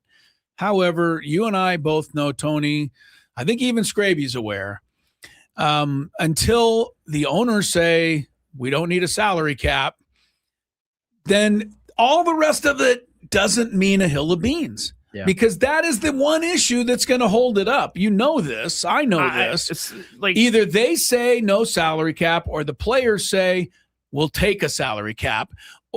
Until there's an agreement on that issue, all the rest of this is just a window dressing. It seems like Major League Baseball, because they came out with stuff last week too, and they were saying that they were trying to change the draft so that you couldn't be drafted out of high school, and right. so you could only be a college player. Yeah, and then they said, well, we really want people to go take advantage of an education, which really what that means is they want to use college as their minor leagues. That's what they want to do, and that's exactly what they said. All these colleges have great facilities, they have great technology, they have great coaching. And we don't. And what they didn't say is we don't really want to pay for a minor league system. Because what they aren't going to do, Chris and Scrabe, is they're not going to pour money into these colleges so that their facilities. No. They're not going to do that. This is a free chance for them to get as many looks and basically have a minor league system in college. If indeed they try to take away the high school, and it wasn't just high school; it was international. It was international as well. Yeah. And the other thing that I was thinking about is you just took guys and moved their clock back 2 years, right? So they're older. The free agency years are when they're older and they're not going to be paid as much. Now, exactly. Equate that to now. What are we seeing to players who reach the age of 30, 31? They start losing value because they aren't as they're more expensive and they're older. This was not a good faith decision to put this Offer. out by Major League offer. Thank you. Yeah.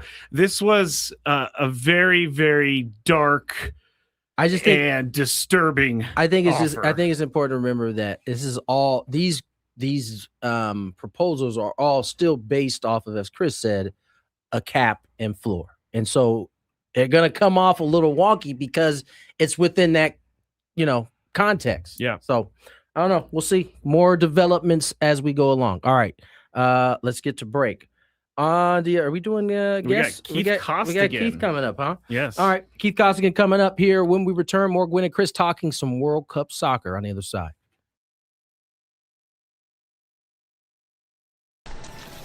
What are we doing, guys? I'm going to see the museum for the first time ever. It's going to be sweet. See my dad's plaque. See where Trevor's plaque is going to be. It's going to be pretty dope. Chris, I'm going to go to the Hall of Fame for the second time because I went earlier today, but I'm going in to see Tony go into the Hall of Fame. So all the way straight and back left. Straight back left. Straight on that back wall. This one? Yeah. How you feeling, Tony? I don't know how I'm feeling right now, honestly. Excited? I'm definitely excited. Hello, Eric. How you doing? Pretty good.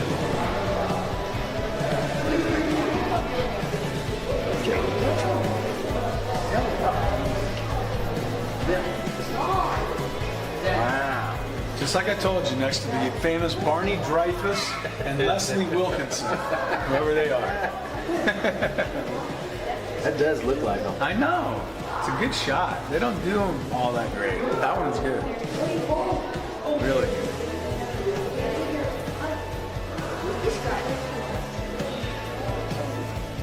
I missed a year. 300. Must have been bad. Huh? I used to be. Not anymore though. Oh, it's so cool. What team did you play on?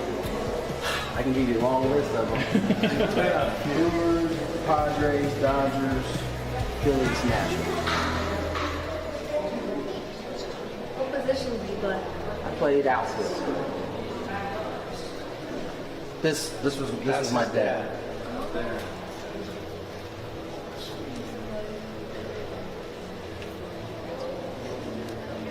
Oh, there's Dick Williams, Goose. I think he'd be pretty happy with his company over there. So What are you thinking of seeing it for the first time? I'm thinking I'm hot. I'm quite warm right now, but it's cool. I mean, it's what I thought it was going to be. I mean, not too many people can say they have a dad that's enshrined in this place. So I think this is awesome.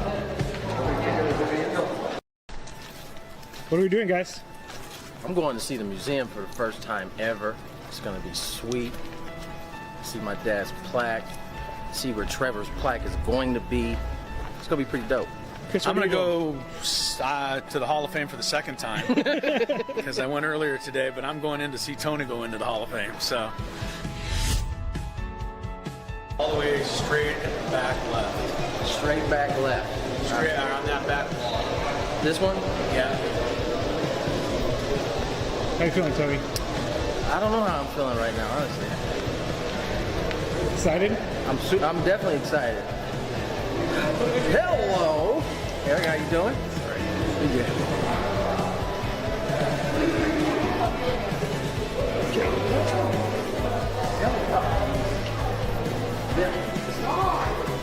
Wow. Just like I told you, next to the famous Barney Dreyfus and Leslie Wilkinson, whoever they are. That does look like them. I know. It's a good shot. They don't do them all that great. That one's good. Really good.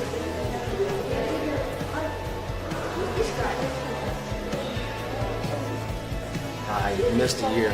300. Must have been bad. Huh?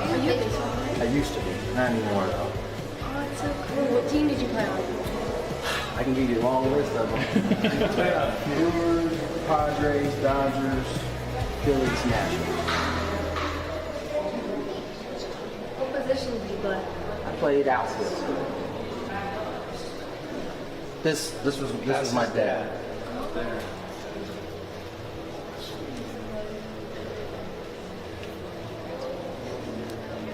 Oh, there's Dick Williams, Goose.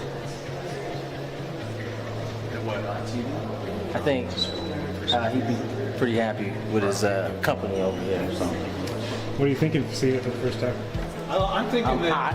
I'm quite warm right now, but it's cool. I mean, it's what I thought it was going to be. I mean, not too many people can say they have a dad that's enshrined in this place. So I think this is awesome. What are we doing, guys? I'm going to see the museum for the first time ever. It's going to be sweet. See my dad's plaque. See where Trevor's plaque is going to be. It's going to be pretty dope. Chris, I'm going to go to the Hall of Fame for the second time because I went earlier today, but I'm going in to see Tony go into the Hall of Fame. So all the way straight and back left. Straight back left. Straight on that back wall. This one? Yeah. How you feeling, Tony? I don't know how I'm feeling right now, honestly. Excited? I'm definitely excited. Hello, Eric. How you doing? You good?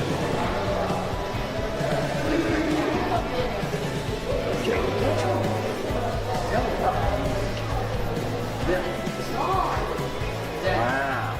Just like I told you, next to the famous Barney Dreyfuss.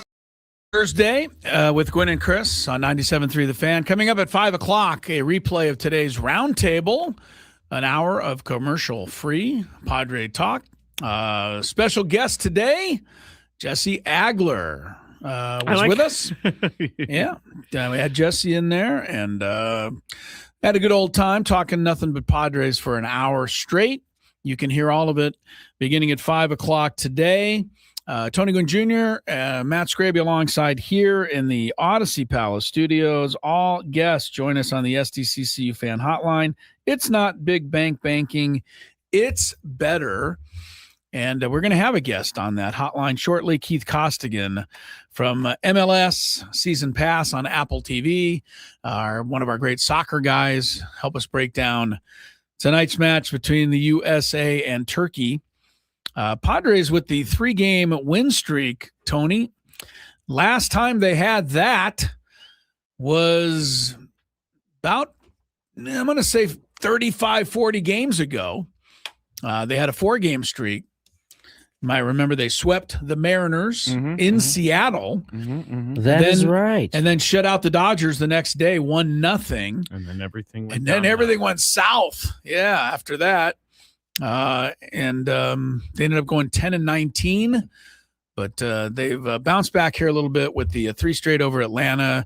And tomorrow it'll be a game 1 of the series. Oh, Scraby, you said everybody should go out and boo Dalton Rushing tomorrow. Yeah, I see where you're going, but Sasaki is starting for the Dodgers. I mean, how are you going to divide up your boos? He's on the phone getting our guest, so he can't. You know what? I should ask him more questions when he's doing that, so I don't have to hear his response. What am I? I'm going to boo. You're going to boo everybody. I'm going to boo everybody. Boo everybody, especially Roki and especially Dalton Rushing. Well, they'll both be out there, I'm sure, tomorrow. 6:45 is the start time tomorrow night. It's on Apple TV. And speaking of Apple TV, our guys from MLS Season Pass on Apple TV. And today, Keith Costigan, nice enough to spend some time with us. Keith, how you doing, man? Good to talk to you again. I'm doing good. What a World Cup so far. We're actually in a position where we don't even need to win a game today. We're still going to win our group. This is it's what we call first world problems in World Cup play. Yes, this is stuff we are not used to, for sure. And I think the thing that a lot of us also have said we're not used to, because look, you know this, we know this. The great soccer fans are there. They follow this. They know every game, every result. But the World Cup brings in a whole bunch of new fans, or people that don't follow soccer as closely. And the one thing I think we and they have all seen is the United States looked like the dominant team in the first two games, and that is also something at the World Cup level that we're really not used to. Yeah, and it's the most pleasing aspect because I think in previous iterations of the World Cup, 2014, 2010, you think about the U.S. having to defend. We always talk about the grit, the fight, the ability to hold off the opposition. And Mauricio Pochettino has completely changed that. You know, to be on the front foot the way we were against a Paraguay team who finished, I think, maybe level on points with Brazil in qualifying was amazing. Australia, a feisty team. Again, we took the game to them without our best players. So, you know, I didn't see this 3-4 months ago. I didn't see it coming because we had some, you know, key losses in the build-up. But I think that got us ready and prepared us well for the World Cup. So it's a dream scenario to be going through. The icing on the cake for me is the fact that we're doing it as the team on the front foot with the ball, taking the game to the opposition. It's been really fun to watch. It's everything that you said is what I've been feeling watching this team play. I got to ask, I mean, I know that the two teams that the U.S. face aren't, you know, necessarily at the top tier. What is it that you want to see next from this USA team? I mean, I know the competition steps up as you get to the knockout round. Is there a matchup? Is there a type of game you want to see them play that would convince you that this can be even more than what we've seen it so far? Yeah, I would say two things. The first two teams we played are defensive teams. So to be on the front foot against defensive teams, we probably knew that was going to be the case against Paraguay and Australia because they sit back. They're a low block team. They don't like to go forward. They try to hit you on the counter. Two things I want to see. Results against European opposition. We struggled against European teams in the build-up. We played Turkey tonight. I know they're going home. We know we're going to win the group. But I would still like to see something from that game that allows us to say, well, that's a win against quality European opposition. Turkey tied Spain just a couple of months ago as well. So we do know that they have quality despite not really playing well. And then the next part would be in the knockout stage, playing against a team that has real attacking threat. You know, you look to France and what you see so far with Mbappe. You look at Haaland with Norway. You look at Kane with England. All of the strikers are delivering so far in the World Cup, but we have not yet come up against an elite attacking player. When we do that, shut them down and still get the win, I mean, we're going to raise the roof off the place because, you know, the expectation level is already high. Yeah. But if we can beat a team that has that, I mean, it really is going to be crazy. Yeah, Keith Costigan is with us from MLS Season Pass. You can watch Keith and the whole group on Apple TV once they get back into MLS play. But right now, this whole country is soccer crazy. Keith, I think Tony's question touched on it, but I was hoping you could maybe expand just a little bit more because is it, you know, a lot of the people that are, again, the soccer people are like, well, you know what, we're beating, you know, some easier teams. And the bill is going to come due. Like we're going to get to the quarterfinals and we're going to face Spain or we're going to face France or we're going to face England or we're going to face whoever it is. And, you know, are we going to really be able to stand up to them? I get that. But at the same time, shouldn't we be enjoying what we're seeing here right now? Like we've never gotten to see even this much from our team in the past. Yeah, if you find yourself in a bar watching a game and you run into the guy who says, yeah, calm down, everybody. Let's not get too carried away. Move 2 seats across and you know, turn your back to him. Yeah. You know, for me, of course you have to enjoy it. And, you know, you can only beat the teams in front of you. And, again, you guys touched on it with the very first question. The manner in which we're playing has got to be pleasing. We're on the front foot. We're enjoyable to watch. We're taking the games to opposition. We've seen Cape Verde get a result against Spain. We've seen Ecuador beat Germany today. Teams struggle against anybody in the World Cup. Everybody's dream, every country's dream is to be here, and they're putting their best foot forward. So we've picked up 2 wins so far. We cannot think about Spain until we play Spain. We cannot think about Brazil until we play them. But everything I've seen so far gives me cause for optimism to say, when we get there, I feel like this team believes in themselves and they have a coach that I think we all believe in based on his body of work throughout his career. So enjoy every game, enjoy tonight, enjoy the round of 32. And if we get further on, the best way forward for this team is if everybody is behind them and avoid that guy who thinks he knows a little bit more than everybody else at the bar. He's the guy to stay away from. Keith, Sorry, Scrape. I have to stay away from you then. Keith, tell me, we've seen the impact that on the women's side, what a deep run and winning can do for what we've seen it do to our country here in the U.S. and how it's affected women's sports. What kind of effect could it have if this USA men's team kind of does the same thing, where they get deep or they win a World Cup? How long does it take for you to see that kind of thing have an effect, and what kind of effect could it have?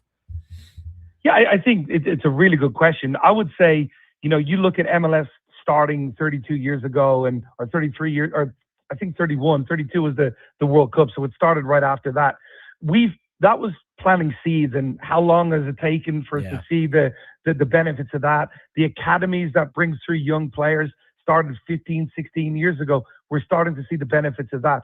I mean, we're talking about our age watching these games, but think of all the young kids in this country watching this tournament right now and saying, hey, I want to be a part of that. I want to represent my country, USA, at the world's biggest stage. And I love the diversity of this US team as well. Everybody's represented. It showcases the beauty of this country as a whole. So I think it's hopefully we get, in terms of the ratings that you see, people going to support their local MLS teams, that can be an immediate impact. But long term, we're talking about the kids that might have gone elsewhere saying, no, I want to play soccer.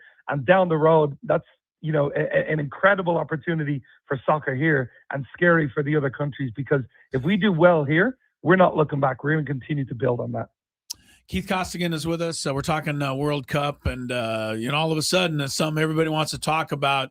One of the things that I'm enjoying about the World Cup, Keith, is not something I expected to enjoy about the World Cup. I happen to be just in Dallas this weekend, not down there for a soccer match. Happened to run into a Padre game down there, but the entire city of Dallas was overtaken by the Argentinian fans who were getting ready for their match on Monday. There was a party atmosphere in the 8th largest city in our country, all focused on a soccer match. I watched today the reaction of the Ecuador fans, who looked like they were all crying basically in the stands after they beat Germany. That meant that much to them. Soccer is unlike probably any other sport in bringing in a whole country together to root for something. I don't know that we're quite there yet in the United States, but I'm enjoying watching this kind of, dynamic going on right now. Yeah, I mean, you even talking about it gives me chills. You think of Scotland drinking all the beer in Boston. Right. Boston of all cities run out of beer. I'm ashamed being Irish myself that they even allowed that to happen. For me, it is a great part of it, seeing all the different cultures come together, enjoying the incredible aspects of America. We've all followed the German sensation, Freddie, who's been eating down south and trying some of the delicacies down there of the foods that are on offer. So it really is a great part of it. And I always think, in terms of the club that you support in whatever league you support, you pick that later on based on, I like that player, but you're born into your country. Yeah. That is your team from birth, and you represent that to the fullest. And you don't always get to do a club. Club sports tend to rule the roost all over the world. But when it's your country, there's no changing allegiance. That's who it is. You align, you get together with people who you grew up with, and you get to cheer on maybe some people that you knew as well growing up who've made it to the big stage. So there's something just pure about international sports for me. You see it with the Olympics, and I think you see it with the World Cup as well. Yeah, every year that the World Cup has taken place, where no matter where I'm at, I've been in different cities. It feels like every time, same result. The place, it's a party like atmosphere. I couldn't believe it, Tony. I think Dallas is a cowboy town for 12 months a year. I didn't see any stars. All I saw was that FIFA thing everywhere, right? Keith, I got to ask, because some of the soccer purists, when this thing started, felt like FIFA had allowed too many teams in. Now, it certainly seems like there's been a few blowouts, but not a whole lot. I mean, what's been your take in terms of the expansion of the field and how it's gone to this point? Yeah, I mean, I have to admit, I was a little bit skeptical when I heard 48. I was thinking 40, and then there's the 8. But you see, I mentioned Cape Verde. I mentioned Curacao. Yeah. Australia have played. Like, these teams have come, and they have delivered, and they've represented their countries to the fullest. So I don't think, FIFA can be held accountable for the fact that everybody has competed, been in games. You mentioned the blowouts. I think Germany over Curacao was one, but Curacao came back in their next game and picked up a point. So I've enjoyed it. And it is a part of this story. It is the World Cup for a reason. It's not just the big nations. We want to hear those stories. There's a great story on Cape Verde of the center back who is actually Irish, who the coach reached out to him on LinkedIn. He thought it was a joke because he'd grown up in Ireland his whole life. His dad was from Cape Verde, came back to play. I mean, these stories are what make everybody, the casual fan tune in, the maybe non-soccer fan tune in and get really invested in the World Cup. So I love watching the big teams play, but I love the stories that the smaller teams bring as well. Yeah, I mean, it has a little NCAA tournament feel. I mean, Cape Verde, Cape Verde tying Spain, people, was Middle Tennessee State taking Duke to overtime or something. That was, that was a big deal. Keith, before I let you go, I got one for you because I'm not the soccer purist, but every soccer purist I've talked to says they hate the hydration break. So, looking at it from my angle, I understand these guys could use a little break here. They run a long way. Some of the other people are saying, well, they're just trying to get more commercials in.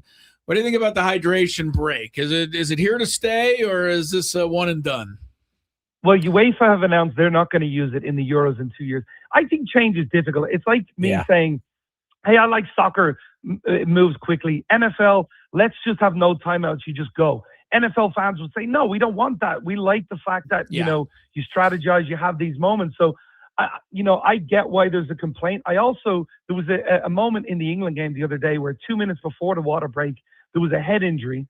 They didn't allow water, and then the play started again, and then they stopped for water. That's what's really frustrating. So, it's not about water. It's about getting another break in for advertisers on TV. We all know what it is. And maybe I'd feel a little bit more comfortable if they said, look, we've never had an issue with anybody being dehydrated in a game in our lives at the World Cup. Right. We want to make more money. At least we're being honest about it then. But, I think in World Cups, it is going to be here to stay. But UEFA have gone against it. So, I mean, whatever it is, it has to be consistent. Yeah. I don't like the idea of UEFA not doing it, FIFA doing it. But, look, it hasn't bothered me as much. But I'm one of those people that would prefer no hydration breaks in the game. Keith, we appreciate it, man. Thank you, As Keith. always, we've loved talking to all you guys and look forward to talking some more MLS after the U.S. wins the World Cup. Thank you, guys. Exactly. Wow, man. How does Speak that it into sound? existence. Thank you, sounds guys. crazy. Thank you, Keith. Thanks. Keith Costigan right there from MLS Season Pass on Apple TV. Keith's money. He is. They all are. Yeah. Every one of them. Scrappy got mad at me because I told like 3 guys in a row that they were my favorite guy. And then Scrappy's like, you know what? They're going to start talking to each other, and they're going to realize that they're not your favorite guy. He also made a drinking joke about the Irish, and I said the Irish don't appreciate the drinking jokes. When did I do that? Well, I mean, last time Keith was on. Keith just said he was a little embarrassed that Boston didn't. Yes, ran out he just alcohol. made his own say drinking that. joke. He did say that. As an Irishman, how could they ever run out of He beer? said he was embarrassed as an Irishman. All right. We get we're almost at a timeout here. We got Chris versus the Fans coming up, 833-288-0973. And we'll get into that. I don't know. Is there any other news? We mentioned the LaMelo trade today. What was your first thought, Tony? That good for Minnesota or no? I think it's great for Minnesota. Yeah, Now okay. Anthony Edwards doesn't have to handle the ball at all. He can free to roam. Score, and this will be interesting to see him at a different level of game because he's going to play in some I games thought that for the mean first time last he did year, okay in the he playoffs. started to take it more serious, and I was happy. Even in his post-game interviews, which I thought prior to last year were just wild, I couldn't watch them. I thought he was a pro last year most of the time, so I'm interested to see him continue to grow. One note that I want to also throw out there before we get to this quick break. Chris Everett, the Tennis Hall of Famer, not going to be at Wimbledon. She deals with her ovarian cancer. It's kind of returned a little. No. You know, cross fingers, prayers. Chris Everett, one of the all-time classic, not only athletes, people, and part of the sport of tennis. It's nothing desperate, but obviously enough to keep her from Wimbledon. We'll take a break.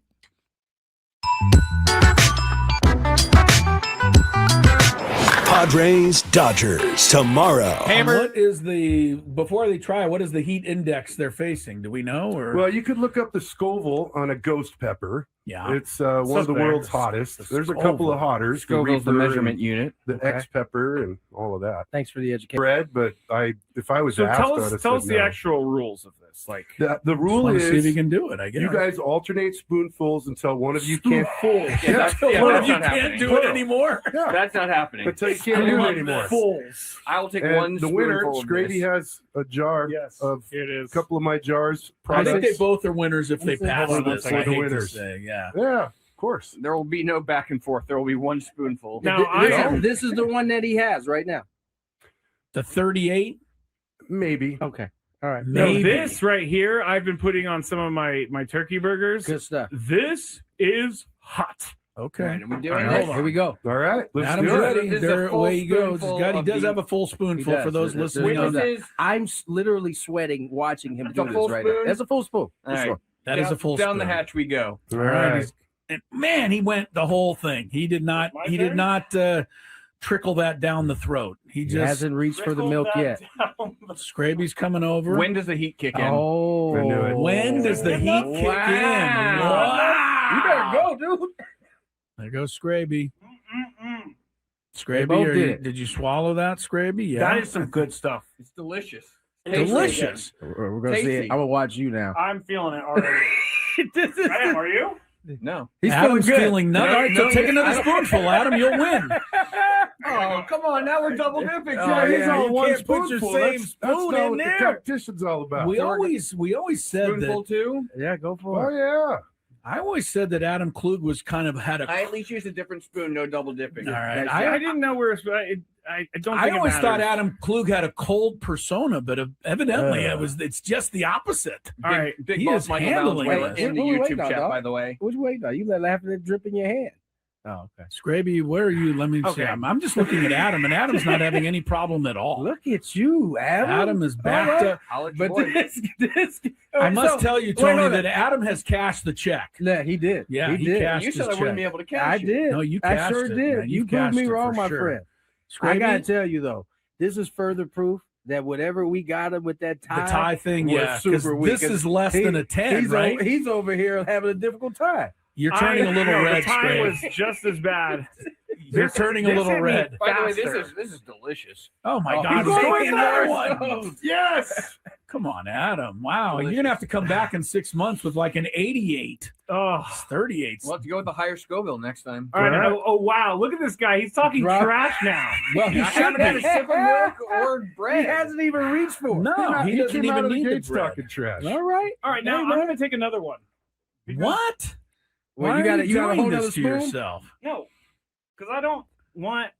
You don't want Adam to say Oh, he that's has by the way, sweet sauce, yeah, he baby. get the whole Full spoon, get the same baby. thing that like he's dropping it all in there. Keep the studio clean. It's all anybody's Big worried boss about. Michael watching over here. Come on. Woo, boy. Scrabe, get back in front of the camera. Your face is red, Scrabe. Isn't it, Tony? Are you I'm seeing sweating. the same thing? You are sweating. Your face is definitely. Why do you keep doing this? You're not feeling anything? Adam isn't even Anything? moved over I there. feel a 1 or maybe a 2 out of 10 here. Wow. Adam That's ridiculous Klug. because I'm. Wow. Adam Klug is a tough Ravy's son now of a bent gun. over the trash can. No, over I had there. to spit. I was going to say, it looks like Adam Klug may be producing the rest of the show because he's fine. Scraby may need Scraby's to going to go bed. get Yeah, you know, assistance. here's want Frank- the milk, dude. It might Frank work predicted better. that. No. Oh, did he? Frank Scraby's having predicted that. bread. Oh yeah, that Adam would just cruise through this with Frank no problem. predicted this. He did. Frank on the last show. I said know you Adam had would it have like no that. problem. He did. I got a newfound respect from Tony Gwynn Jr. Yes, here. you do. So- all right. So Scraby has the prizes for you, Adam. You have one, a jar of the ghost You can pepper have as much of this salsa. as you want at all And times. the, Yeah. Mr. Lane's Roasty 38 chili powder. You should let me have that chili powder though. I think I do. I think I would do more damage. Started with off this. giving me the mild. And what is before they try, what is the heat index they're facing? Do we know? Or Well, you could look up the Scoville on a ghost pepper. yeah. It's one of the world's hottest. There's a couple of hotters. Scoville's the Reaper measurement and unit. the Okay. X pepper and all of that. Thanks for the education because I did not know. It was I've so allowed Yeah. milk and bread, but if I was So asked, tell I would us have tell said us the no. actual rules of this. Like The rule Want to see if you is can do it, I guess. you guys alternate spoonfuls until one of you can't. Yeah, that's, One that's of you not can't happening. do it anymore. Yeah, That's not happening. until you can't do it anymore. Fools. I will take And one the winner, spoonful of Scravy, this. has a jar Yes. of here it a is. couple of my jars. I think they Products. both are winners if they Hold pass on one this. second. I hate to Winners. say, yeah. Yeah, of course. There will be no back and forth. There will be one spoonful. Now I am This is the one that he has right now. The 38, Maybe. Okay. All right. now maybe. this right here. I've been putting on some of my turkey burgers. Good stuff. This is hot. Okay. All right, are we All doing right, this? here we go. All right, let's Adam's do it. ready. This is a There, full away he goes. spoonful He of does the- have a full spoonful He for does. those This- listening. this on This that. is I'm literally sweating watching him That's a do full this right now. spoon? That's a full spoon. For all right. sure. That is a full down the spoon. hatch we go. Welcome into the 4 o'clock hour. Tony Gwynn Jr., Chris Ello, Matt Scraby, having a good old time with you till 5 o'clock. You get the round table at 5. Special guest Jesse Agler joined the panel today. It was good conversations. We do have a Chris versus the fans to get through. 833-288-0973 if you want to participate. Anything else, gentlemen, before we go? I don't know. We're 2.5 hours into the show, and there's still soccer on both TVs. Okay, so now you can turn. I'm just saying. Why? I like Tunisia Okay, and well, the there- Netherlands. there you go. The Then I guess you can't turn. Netherlands. Mm-hmm. I don't get I don't get the hatred of soccer, but then the love of it in the breaks. It's not the hatred of soccer. He was talking it up to Keith 2 seconds ago. He was like, there was a tear in his eye. It was, Did you it was notice that every beautiful. question that I loved about soccer was all about, the spirit, the fans, the excitement. Not the actual game. Not though. the actual game. Yeah. You disguised that very well, my friend. I Right. must say. There you go. let's play some Chris versus the fans. If you had one shot, one opportunity to take down the human almanac himself, howdy do. Now is your time. Listen to me, this guy is dangerous. Now is your opportunity to win a prize. Well, I hope you know what you're in for. Chris versus the fans starts now on 97.3 The Fan. All right, the prize you're going to play for is a qualification for the grand prize, a 2-night stay, at Town & Country Resort, and a $250 food and beverage credit. Work on your resting vacation face this summer at Town & Country Resort. 3 pools and a 4-story water slide named Twister make Town & Country a family favorite. Rates start at $199 per night exclusively for fan listeners. Visit towncountry.com/thefan to book now. The rules: you have to make it through 3 questions. Each question will get more difficult. If you get the question right, you move on. If you get it wrong and Chris gets it right, you're eliminated. But if Chris gets it wrong, then you move on to the next question or you win. If you're a first-time player, beautiful, guys. That was wonderful. That was. That Let was- us know that was before you lame. get into it, and you'll get that question for free today. I just want to say I looked up while you're reading that, and Netherlands scored, and I got all excited to celebrate something spectacular till I realized that the Tunisian guy kicked Own the goal. ball into his own net. So there you go. Come on, soccer. You can't do it right when he's looking. Come on. That's actually even. We almost got him That's hooked. even You almost better. had though. me there for a minute. Then, I'm like, oh, God, even that was a disaster. What terrible time. Yeah, really. This guy's watching soccer and he gets to see an own goal. Yeah, that's crazy. All right, let's get to our first contestant today. We're going to go to Jacob. Hello, Jacob. Me? Yeah, you. So, Yeah, if you're Jacob, you. you're All in. right. Yeah. All right. I've been trying to get on here for a while. Okay. Hey, good for you. All Scravy right. be hating sometimes, so Don't forgive even him. start. Don't Yeah, even Scravy start. only answers to his Don't even friends. start. Yeah, okay. Jacob, are you ready to play? Yes, sir. I'm a first-time First time player. Welcome in. One of the things I love most about that is that when we're out and about, people will just walk by and say, 100%. "Player." 100%. It's great. Yeah. It's great. All right, here we go, Jacob. Question number 2.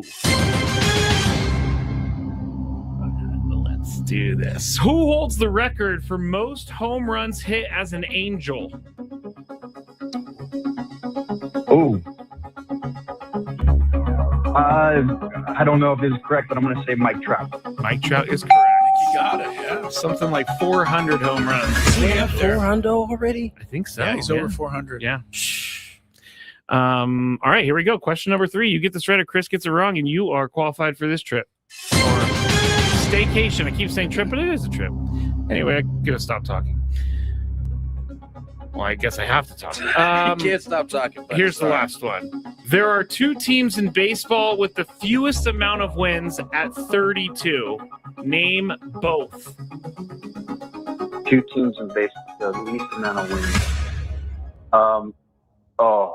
Is it the Giants and what's the other one? I guess I'm just going to say the Rockies.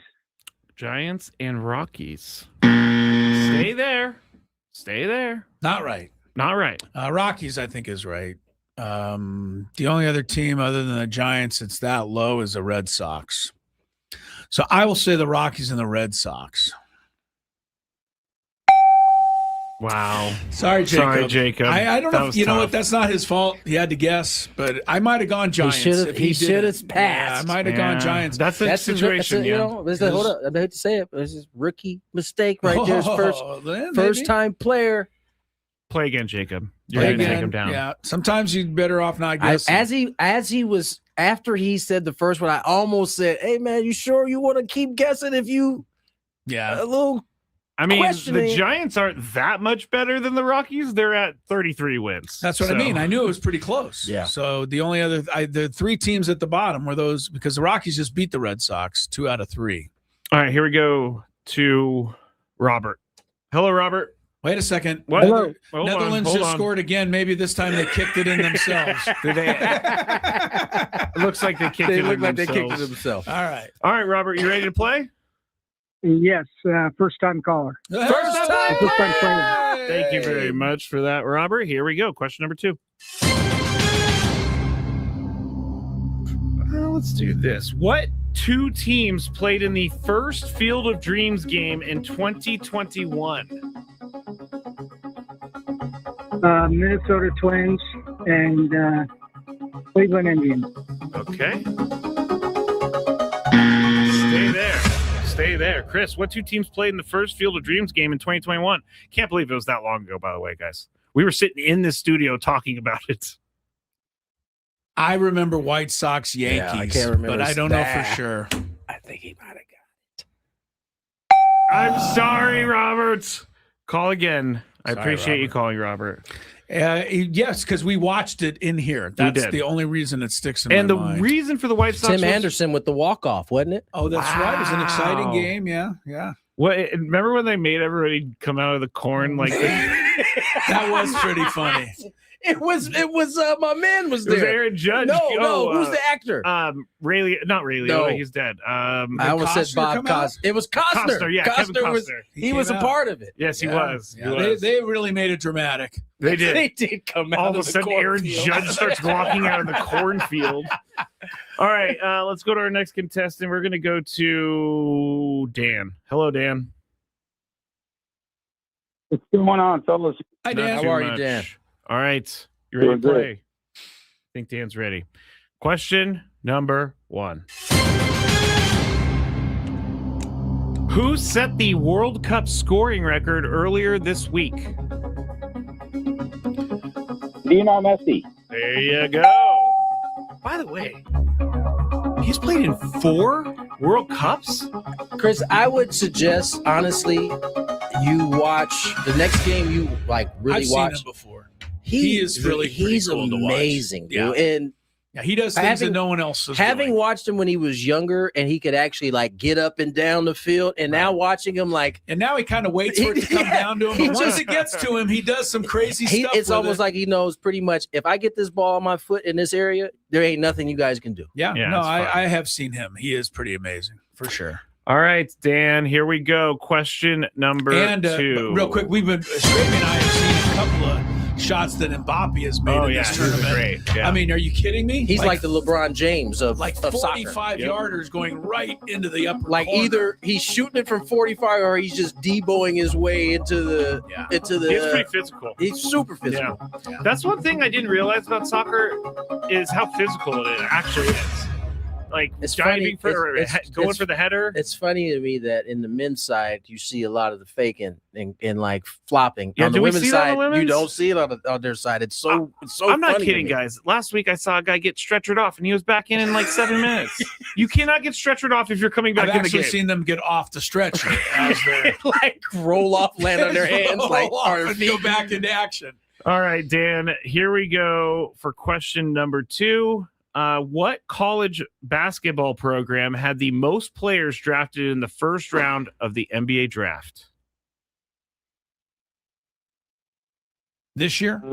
Yes, this year? Yes, correct. Let's go with Connecticut. Connecticut. UConn. I mean, did they go to the championship this year? Yeah, they did. Did they? Who won Yeah. this year? UConn lost to Michigan. Oh, in the final. They beat him up pretty good. That's right. All right, well, that is incorrect, Dan. I think the Chris. answer is Michigan. I remember 3 Dang guys it. for sure. So Dang it! sorry about that. Sorry, Dan. I would have got it anyway Yeah, if you you would didn't have. lead me to it. But They had 3 players taken in the draft. right. All right, we're going to do one more and then tiebreaker. Let's go to Dylan. Hello, Dylan. Hey, what's up, guys? Not you too doing, much. Dylan? You ready to play? What's up, Chris? Yeah, I'm ready. All right, here we go. Take down Mr. Elo. Yes, please do. Name one of the 2 teams that Team USA has beat so far in the World Cup.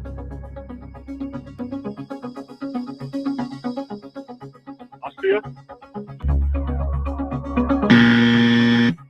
Did I hear that correctly? What was it? He said Austria. He said Yeah, Austria, You can't yeah. give it to him. Since that is a country, It is, Austria. I'll go Paraguay. Sorry about that. Get another one in there, Scravy. Come on. I don't have Oh, you much have no left. more? He's running through I don't have questions. much left. I'm sorry, Like Dylan. water. Yeah, Australia, I think he was going for. Yeah. But Austria was there instead. All right, we can do one more. All right. One more. And we're going to go to, give me a number between 2 and 5, Chris. 5. Brad. Hello, Brad. Hey, what's up, guys? Not How too are much. you, Brad? All right, Brad. Go Here get we him. go. Doing good. Question number 1. How do you calculate OPS? There.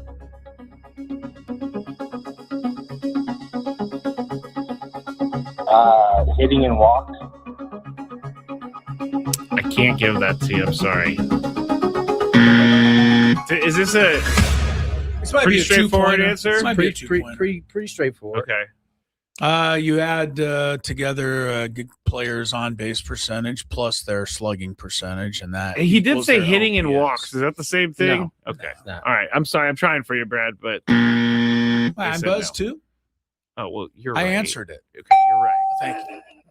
I like to hear that bell. It works. It's like Pavlov's dog. It makes me feel better. All right, I'm going to go Lionel Messi stats. How about that?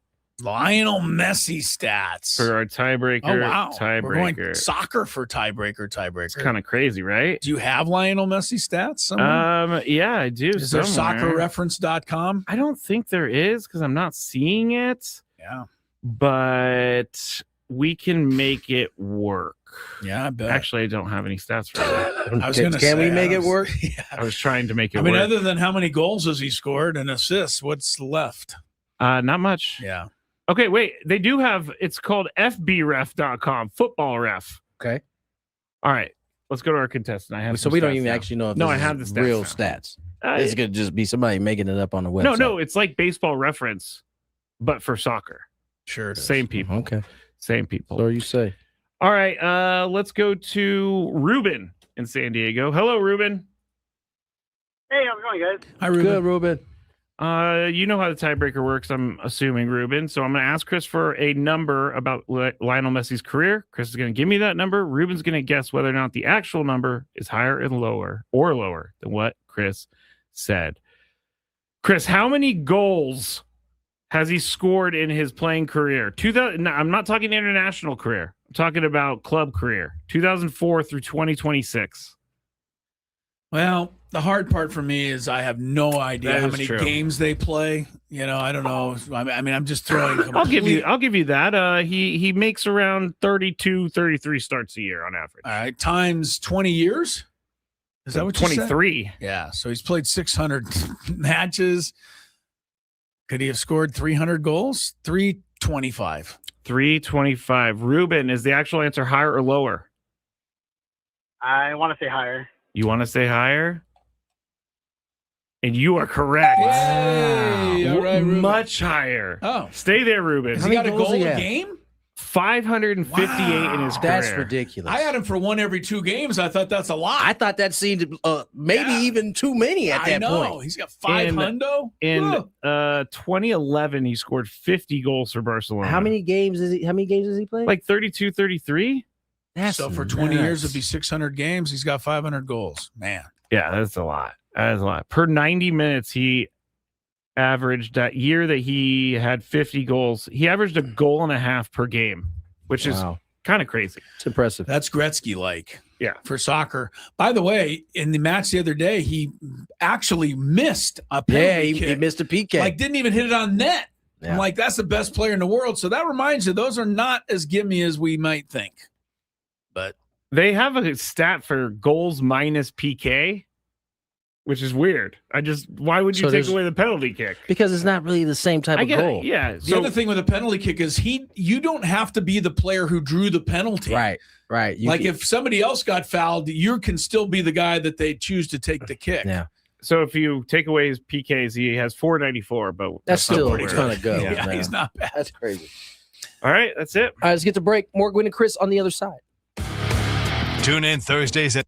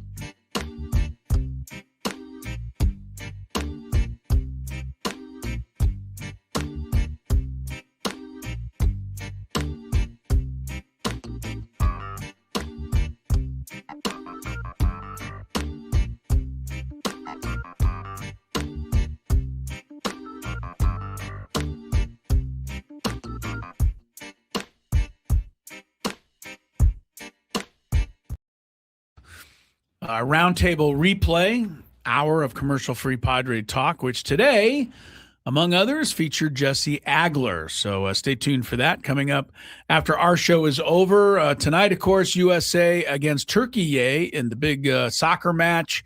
To that end, Keith Costigan was on with us earlier. We had some fun talking about the World Cup. If you want to go back, you can always find it at our webpage, 973thefansd.com, or many other places that Scraby can list off for you. Yes, you can go to YouTube and you can type in Gwynn and Chris SD. You could go 97.3 The Fan on YouTube.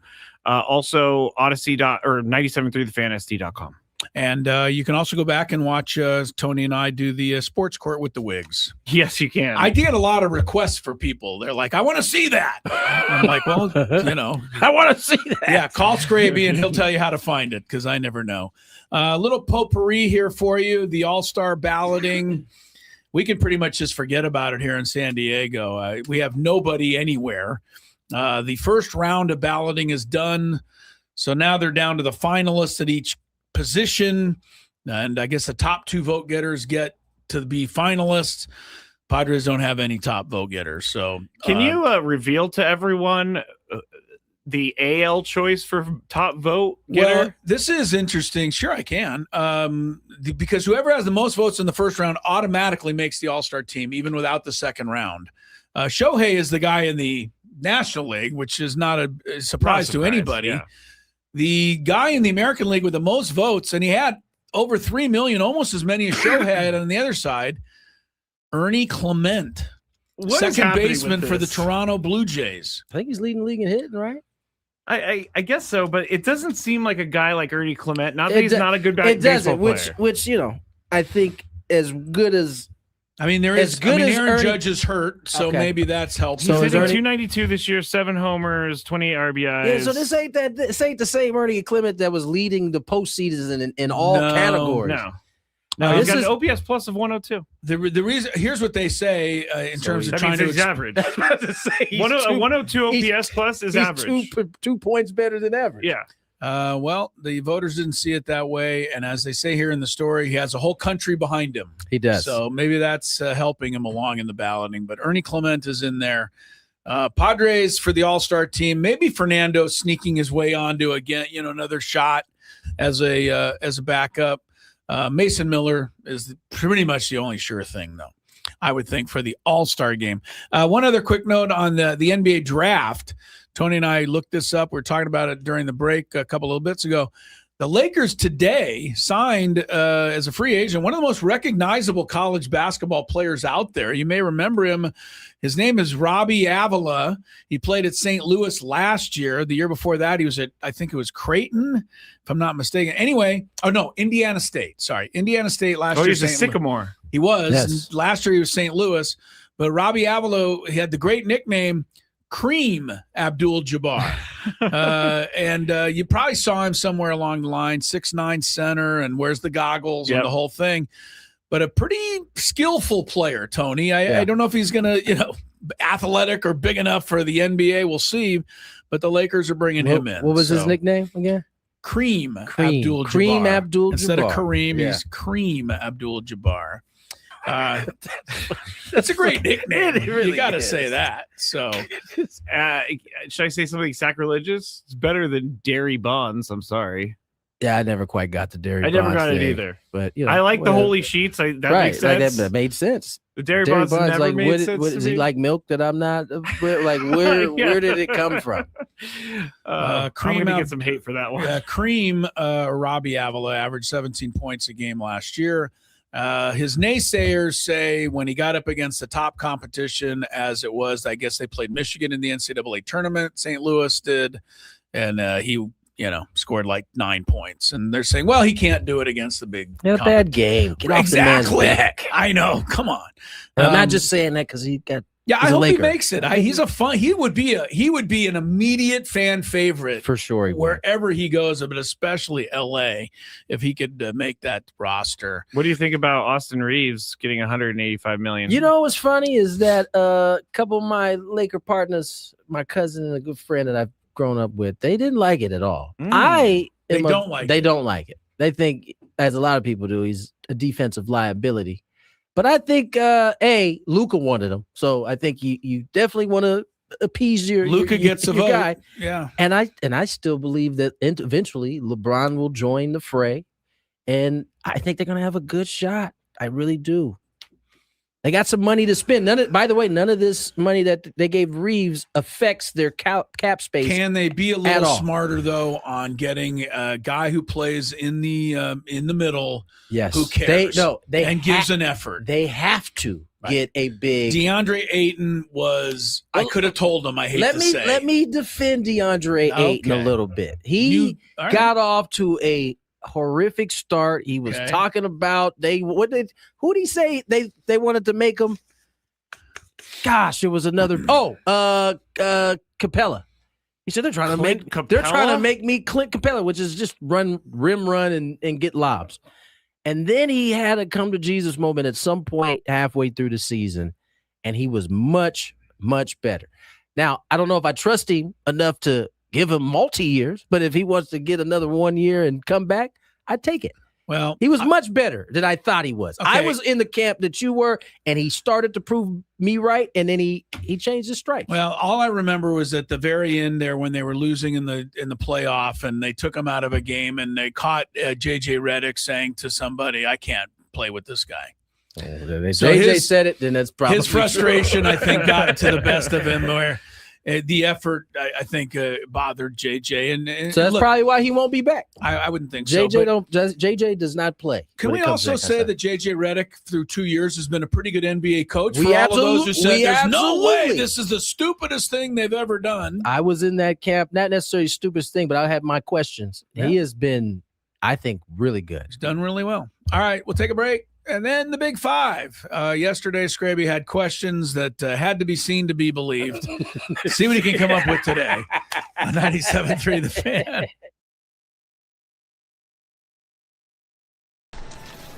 What are we doing, guys? All right, so here's what happened.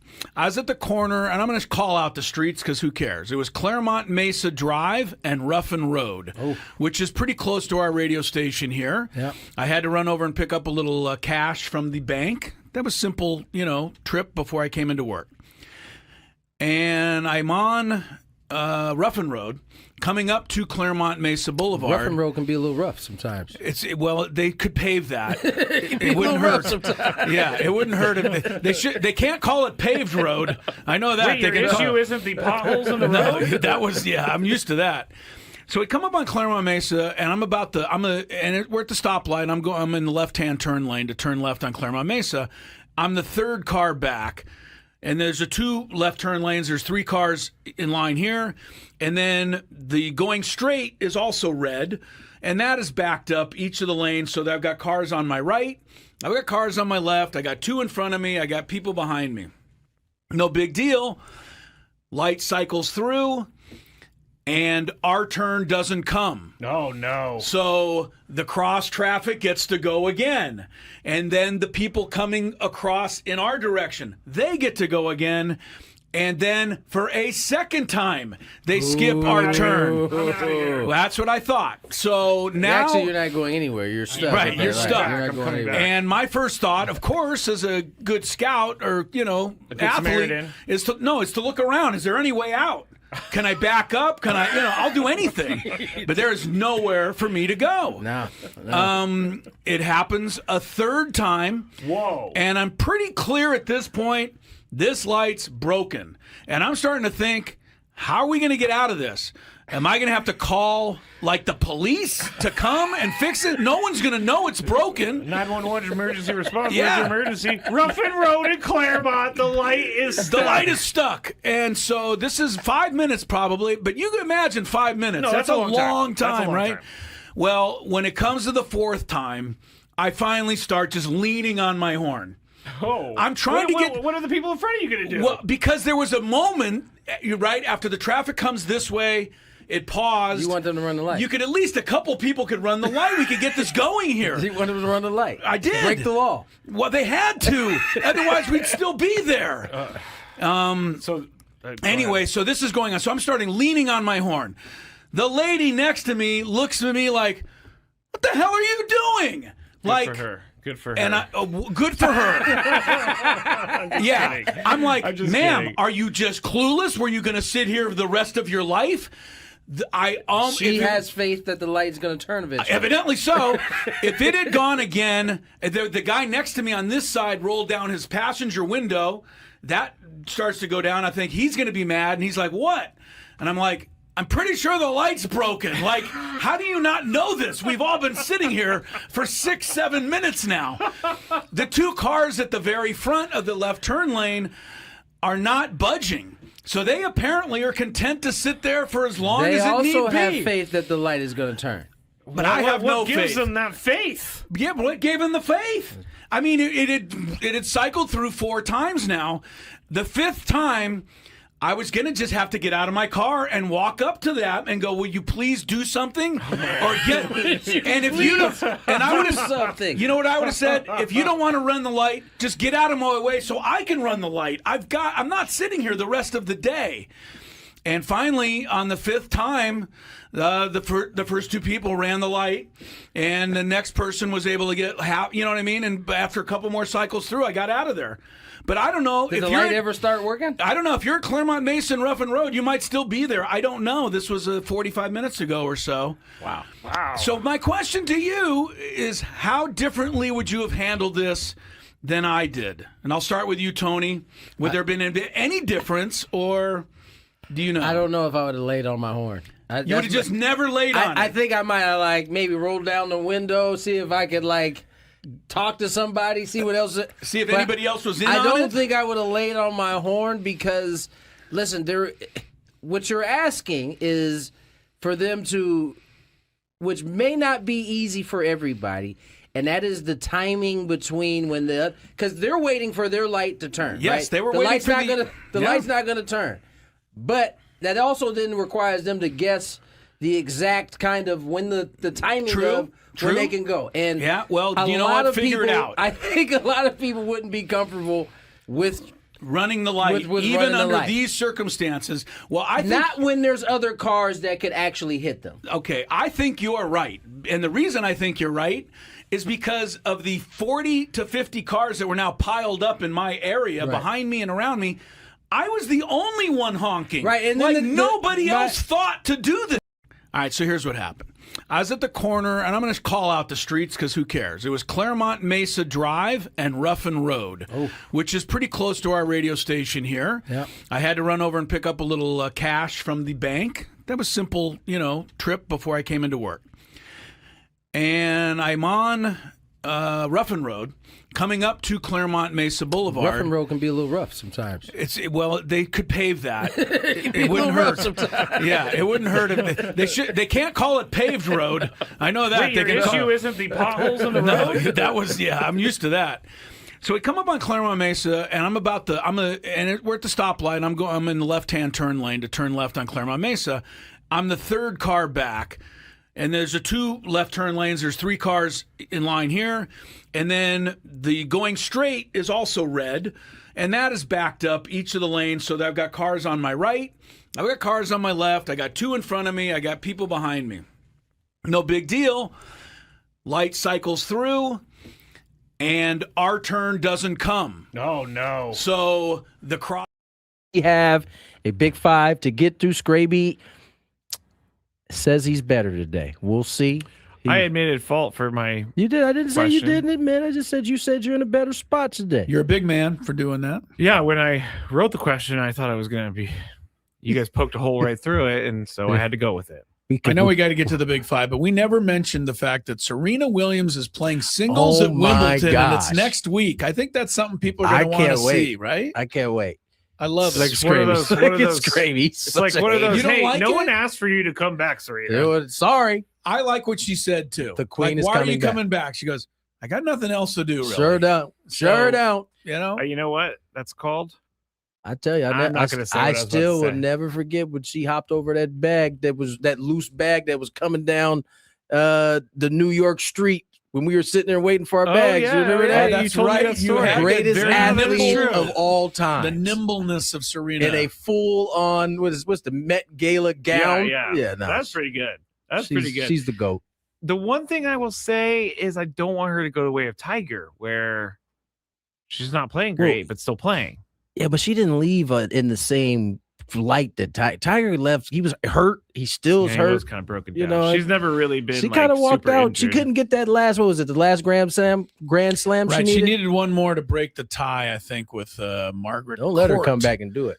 44 years old. That would be something. I still saw her lighting the gun up too with in the double she played with the serve. So I mean that seems like it's still going to be a weapon. You got to believe she can't cover as much ground, but she probably knows where to go. I mean, she's going to take a more direct route. She's coming in lighter than she was too. You know, she's still doing those GOP ads. Yeah. You know what I'm saying? So we might be dealing with a different athlete. here this time around. You know, Serena, with all due respect to, the weight thing, you should have called me. I would have got you on SD fat loss. Ready to roll.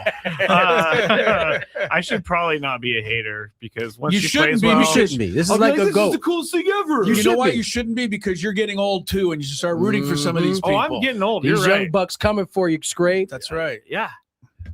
All right. Be happy for anybody over 40 who can do anything. Word. All right. Big five.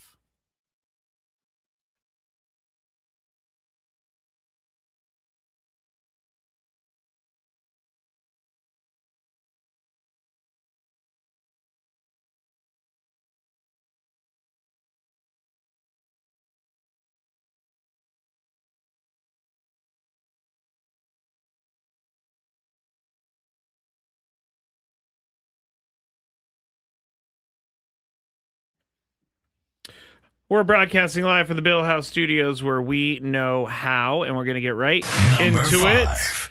Now, this is something I've been thinking about asking you guys for the last couple days, but I'm officially ready to ask you after Ty France hit the home run yesterday for his 9th of the season.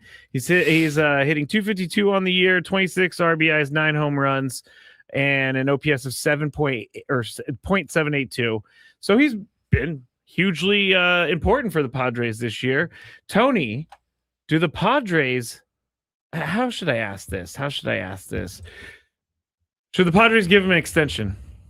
The reason I think this, because he could be first baseman of the future, and he loves being here. He's going to give you maybe 15, 20 home runs. He's going to work hard. Do you want to see him here a long time? I mean, personally, I want to see him here a long time. I love Ty. I love having him on the team.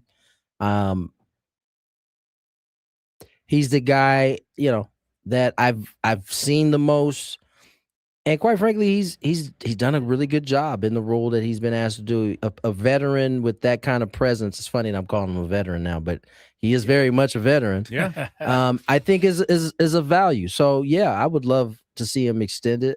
I think it would make it easier if he finishes this year like he played last night. Yeah. I think it'll be much easier. And so, yeah, for me personally, yes, I want to see Ty back longer. Chris, what do you think? Extend him long term, Ty France? I don't think it's going to make fiscal sense to give him the kind of contract that would be fair to him. Are you joking?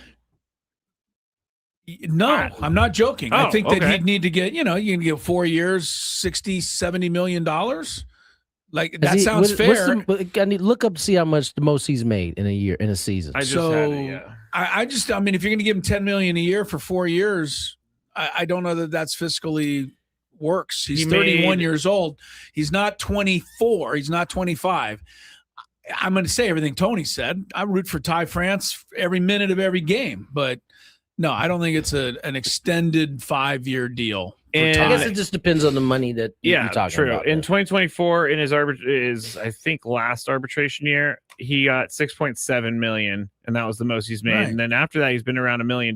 This year, he's 1.35. If you're talking about $6 a year for 4 years, I think that's reasonable. $6 million a year? Yeah. Yeah. I mean, what is that? Chris, do that math for me real quick. 6, 12, 18, 24. 24 million. So here's, okay. Well, here's one of the things I'm going to just say. God, I sound bad because I love Ty France. I think you can upgrade at that position, though. For less money? Yeah. Yes. But I think my point is if you're going to go 4 years, $24 million, then you're saying Ty France is my first baseman for the next 4 years. Are we good with that? 6 years, 24? No, 4 years, 24. 4 years. You said 4 6 years. Sorry, 4 years. Are we willing to turn over first base to Ty France for 4 years? 24? I'm not saying I would. For $6 million a year, yeah. I mean, I don't know that you're going to get unless there is someone that is better and you have the money to pay more. Yeah, of course. I'm always saying it's under the constraints that we've seen the Padres be under the last 2 years, and from a personal standpoint. From a personal standpoint, I'm all in. You agree? You know that. All right. Number 4. And by the way, he smashed that home run last night. He did. And San Diego State guys are doing well. Cole they are. Carrick For is Rockies? raking for the Rockies. And Troy Melton is pitching lights out for the Tigers. A couple of Aztecs out We can't there. forget the one who's topping them all, though, right now. Out in San Francisco, Mr. Casey Schmidt now. No, you're right. Casey's rolling. He's an all-star for sure. Yes. Yeah, Casey. Yeah. All right. The CBS Sports put out an NFL top 100 player list for the year. Who do you guys think is number one according to Pete Prisco? It's just NFL player? Yes, NFL player. At any position? Any position, just top player in the league. I'm a little dusty on my NFL players right now. I'm going to go ahead and just pat myself on the back and say the guy who led me to the title, Bijan Robinson. Okay, that's a good one. I'll throw him out He's there. not number one. Okay. Tony, you got a guess? It's probably a defensive player who dominates. How about what's Myles Garrett? I'm going to say Josh Allen. Myles Garrett, number one, according to Pete Prisco. Yeah. Goes like this: Myles Garrett, Matthew Stafford, Josh Allen, Jamar Chase, and then top 5 rounding out is Joe Burrow. How does Joe Burrow get ahead? I think he of always of does. Lamar. Yeah, where is Lamar? He's ahead of Patrick Mahomes, too. Well, Patrick got hurt. I understand. Lamar's that. number 10. So, Chris, you're up first here. Did Bijan make the top 10? No. No. Okay. Do you think that Myles Garrett's the best player in the NFL? Bijan's 17th, right behind Fred Warner. Okay. Do I think he's the best player in the NFL? Yes, it's hard to argue. I'm not the world's biggest fan because I bring his driving record with me every time I see him. We're talking about on the field. But I know. So you're asking, and I mean, taking his driver's record with him everywhere. I mean, 10 speeding tickets is it's ridiculous. Excessive for sure. Ridiculous. It's excessive. But yes, he seems like the most dominant. Right? It doesn't seem like double teams are even slowing this guy down. So he's something on another level. And the Rams put themselves in prime position now. Bringing him in. Sorry about that, 49ers. Yeah, Tony, is Myles Garrett the best player in the NFL to you? No, I don't see him being the best player. I think he's the most physically gifted, but I don't think he's the best player. I haven't seen him affect a game in like that kind of way. True. In terms of his team success. Yeah. Seemed like LT back in the day, Lawrence Taylor. He used to like win the game for the Giants. Yeah. Singletary like and guys they like that. would So that's a good single-handedly point. You're right. That's take over. Yeah, like they had an impact, like a crazy that you could see. It wasn't like, I'm taking on triple teams and somebody else is getting off. Like they were still in the mix all the time. I think that's fair. I think just JSN, did you say him? He's pretty damn good. He is, but where is he on this list? These are all guys who he's helped number you win a 13. title, aren't they? Yes, of course. Would you like to hear the rest of the roster? See, I don't understand. I remember him being on your team too. By the way, Micah Parsons is ranked number 12. Like he's not going to be playing until like November. So is Mahomes though. The same thing. I thought Mahomes was trying to come back like week 1. I know what he wants to do, but his Achilles has to want to do that too. That's right. Is it Achilles or a knee? Knee, ACL. Yeah. Justin Jefferson, number 8. Puka, number 9. All right. Puka's ahead of Lamar Jackson. That's just come on. This is number 3. Lamar can't get any. Apparently not, except in the checkbook. He gets plenty of love there. Yeah, that's true. Yeah, that's the place it counts. We never really talked about this, but Jazz Chisholm Jr. was seen with a blow pop in his mouth in the field when the Yankees were down 4-1 earlier this week. Fans freaked out. Yankees manager Aaron Boone said it annoyed him. He said they talked about it, and at the end of the day, it's not that big of a deal, so let's move on, everyone. After Jazz hit a home run yesterday, he immediately went to the container of blow pops, showed the camera the blow pops, and then after the game, the clubhouse was playing Lil Wayne's song, Lollipop. Like a lollipop. So he was, getting back at everybody. Tony, do you have any problems with Jazz in a blow pop during the game? It's not a great look. And it is kind of dangerous if you choke on a I a do blow love pop. that excuse. Some guy was like super mad. He's like, it's dangerous. Like, you're just mad that he's got a blow pop on the field. It is. It's not a great look, but when you think about it, like, what is he actually doing that's causing harm? Sunflower seeds are the same. You're eating. That's what I'm saying. It's I think we are all used to not seeing it. So the fact that he had one out there was probably like, what is he doing? Even I was like, yo, you got a blow Second pop time out this there? year too.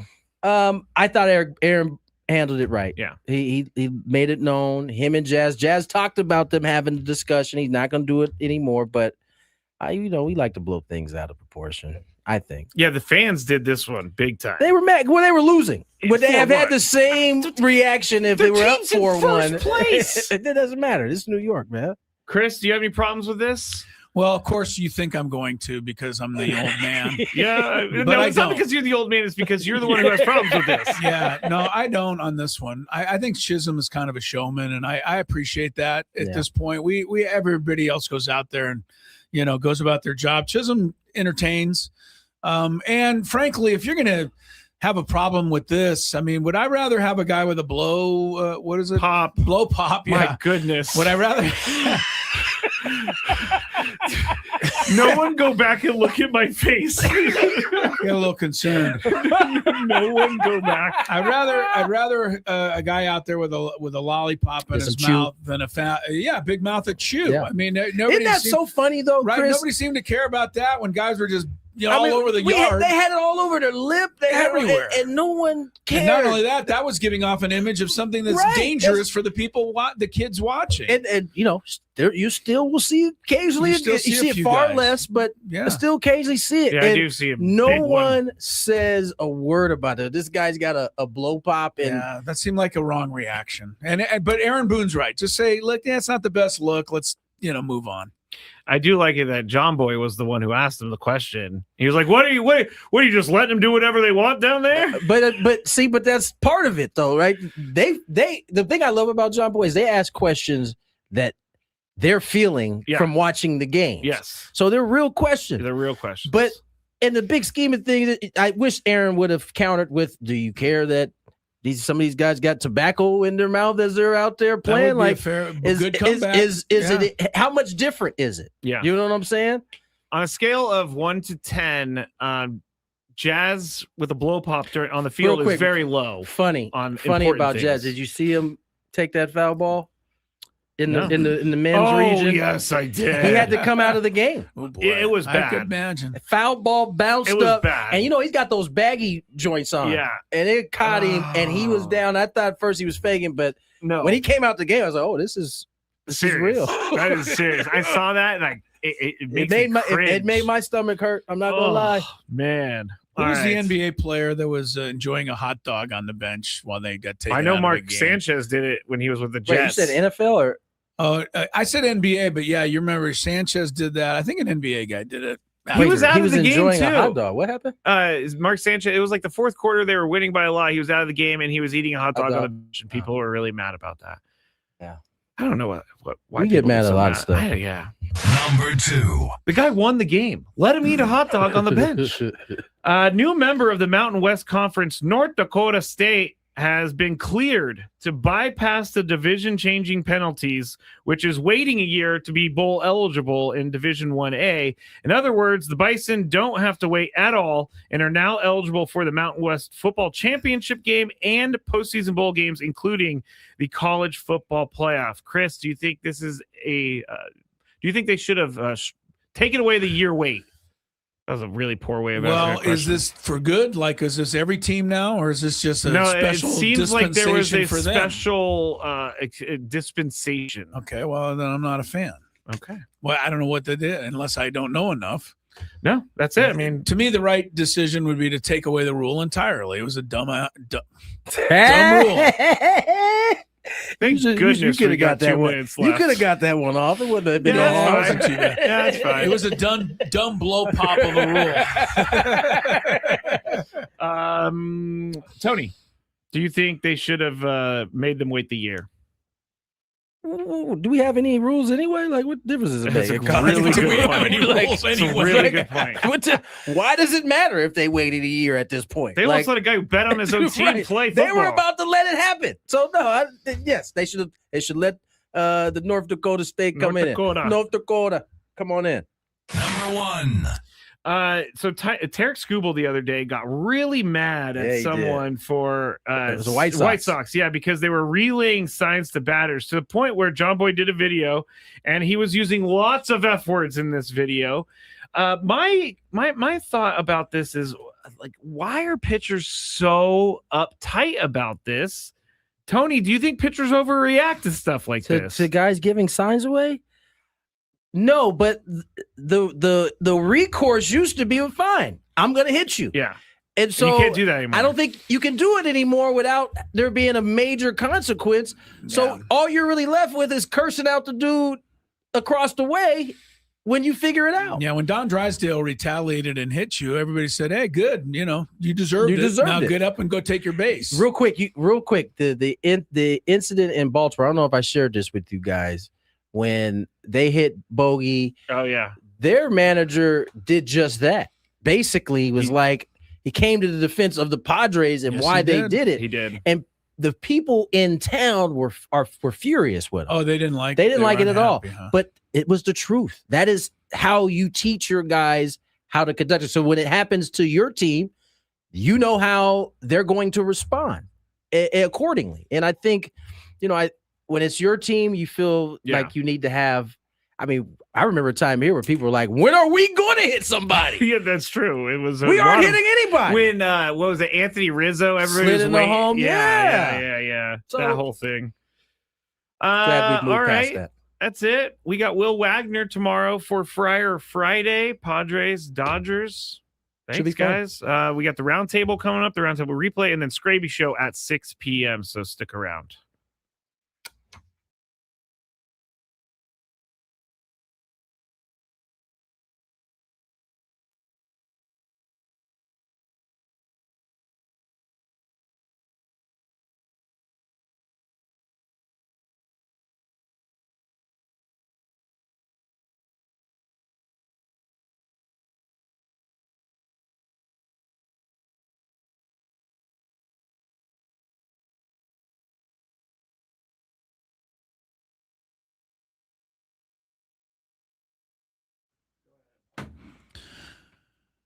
Coming up on Friday, we kick off the weekend and get you ready for Padres Dodgers.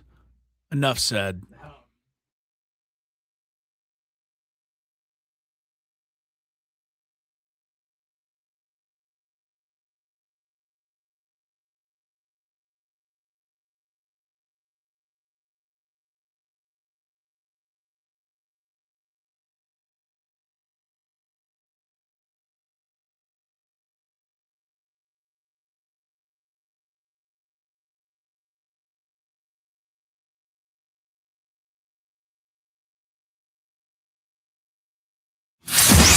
It's time to talk Padres baseball. This place is electric. Our 97.3 The Fan staff is together to break down everything, both on and off the field, with the San Diego Padres in our commercial-free Epic Padres Roundtable, sponsored by Epic Wings. Buckle up, Friar Faithful. We've got a lot to discuss. Now, here's your host, Ben Higgins. Our panel is growing. Good morning, everybody. Welcome to our Epic Wings, Epic Padres Roundtable here on 97.3 The Fan. And what a great cast we have today. Let me introduce our panelists, starting right next to me with Chris Ello. Hello, Chris. Morning. Got Braden Soprenet. Tony Gwynn Jr. Good to see you, Tony. Good morning, everyone. Woodsy's right there in the middle. And his broadcast partner, Tony's Jesse Agler, joins us here for the first time on our roundtable. Is that true? That is correct, yes. It is great to have you, Jesse. Hopefully we'll have a fun hour talking Padres baseball. Spirits high following a 3-game sweep of the Atlanta Braves this week at Petco Park. Dodgers coming to town. We'll probably get to that a little bit later, but let me start, and we'll start with Jesse, our first-time guest, with our first question. How significant is the sweep of the Atlanta Braves in your mind, knowing what Craig Stammen said about the sweep after the game, that The Braves aren't exactly firing on all cylinders. Padres didn't catch their number one pitcher. They've been dealing with some injuries, but a sweep of one of the best teams in baseball is still a sweep. Yeah, I think I look at it a couple different ways. One is you take a sweep anytime you take a sweep. I don't care who it is. I don't care what they look like or anything like that. I'm tangled, sorry. 3 wins in a row is 3 wins in a row, and that's the primary thing. I think you need wins, you take wins, you want wins, you get wins, you're happy.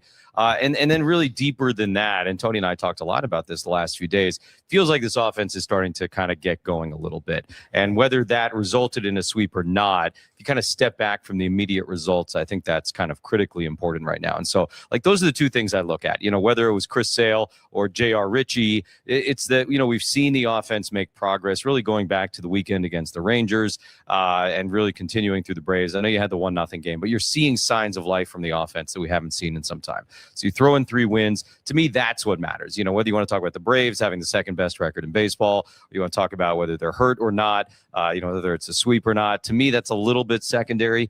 They're playing better baseball. The offense looks more like, the capable major league offense that we expected to see this year. And yeah, you never scoff at 3 straight wins. You never do. Tony, I try to hear your voice in my ear sometimes, reminding me it's a long baseball season. Not every game is a referendum on your team. Not every series, not every homestand is a defining moment. But then again, you look back and there will be some defining homestands and series. How did you feel about this last 3 against the Braves, and how significant was it for you? Everything Jesse said. I think the offense is the thing that stands out. They're putting up runs, they're scoring in multiple innings. And I just like the way Manny's swing is starting to come into play. I think, he has taken some time to unwind whatever he had to kind of get out of. And in that Texas series, you started to see, at least from my perspective, the swing that has made him Manny Machado. And I think you saw it all through the weekend, or through this last series with the Braves. Even the 1 for 5, the walk-off day, I thought he had his best 5 at-bats of the season in that. And so I think Jesse and I have talked about this. When Manny's going, so is the offense. It really has been that way ever since he's been here. And so I think, among other things, the offense is good. And as Jesse said, you get 3 wins. I don't care against who. The Braves, especially being one of the best teams in the league, regardless of how well they're playing right now, you feel pretty good about it. And it wasn't as though they won each of those games 1-0. They put up some runs and had to score runs in order to win. And I think that's the thing that I'm hopeful about as we move forward, that this is something we can continue to see. Yeah, I think for me, seeing them win in different ways, a dominating pitching performance by Michael King, a game where they had to piece it together with a bullpen and offense in the middle of the series. Yeah. And then with the bullpen depleted, getting some, surprise contributions from guys like JP Sears. Winning 3 different ways is always, Chris, kind of the sign of a team that, that is encouraging to see. And that's now 9 straight wins over the Braves at Petco Park, but none of them were really the Braves at their best. The playoffs in 2024, they were injury riddled. They had to go with A.J. Smith-Shawver starting that series. Last year to open the season, we didn't know. No Ronald Acuna. We didn't know the Braves weren't that good when they came to Petco Park, and now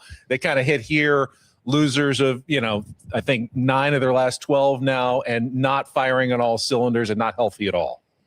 Yeah, but we've lost enough games to last place teams that, this just makes up for it. So, I'm going to say the same thing as far as how important it is to beat the Braves 3 in a row. It's important to beat anyone 3 in a row the way they've been playing coming into the series. And, just to get right again. There's a lot of things ahead. You got a road trip that starts with the Cubs, right, next week after the Dodgers. So the funniest thing to me about sweeping the Braves is that thinking about how much time we all spend looking at the schedule and going, oh, no, or, oh, yeah, we're playing the Rockies and the Royals. It doesn't really mean anything in baseball. Just play well, win games.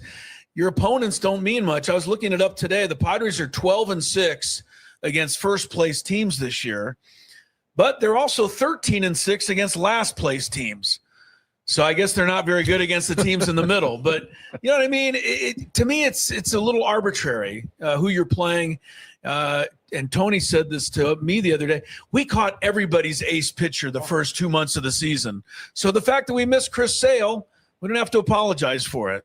Braden, your takeaways from the Braves series and sweep?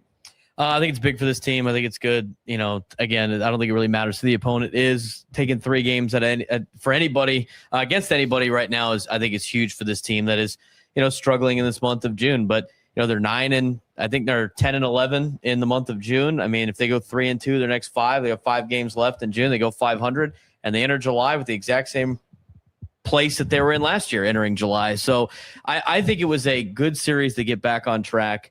And I think give a little confidence to this fan base that this team can beat good teams too. And, maybe that the times of the rough months are over, but we'll see.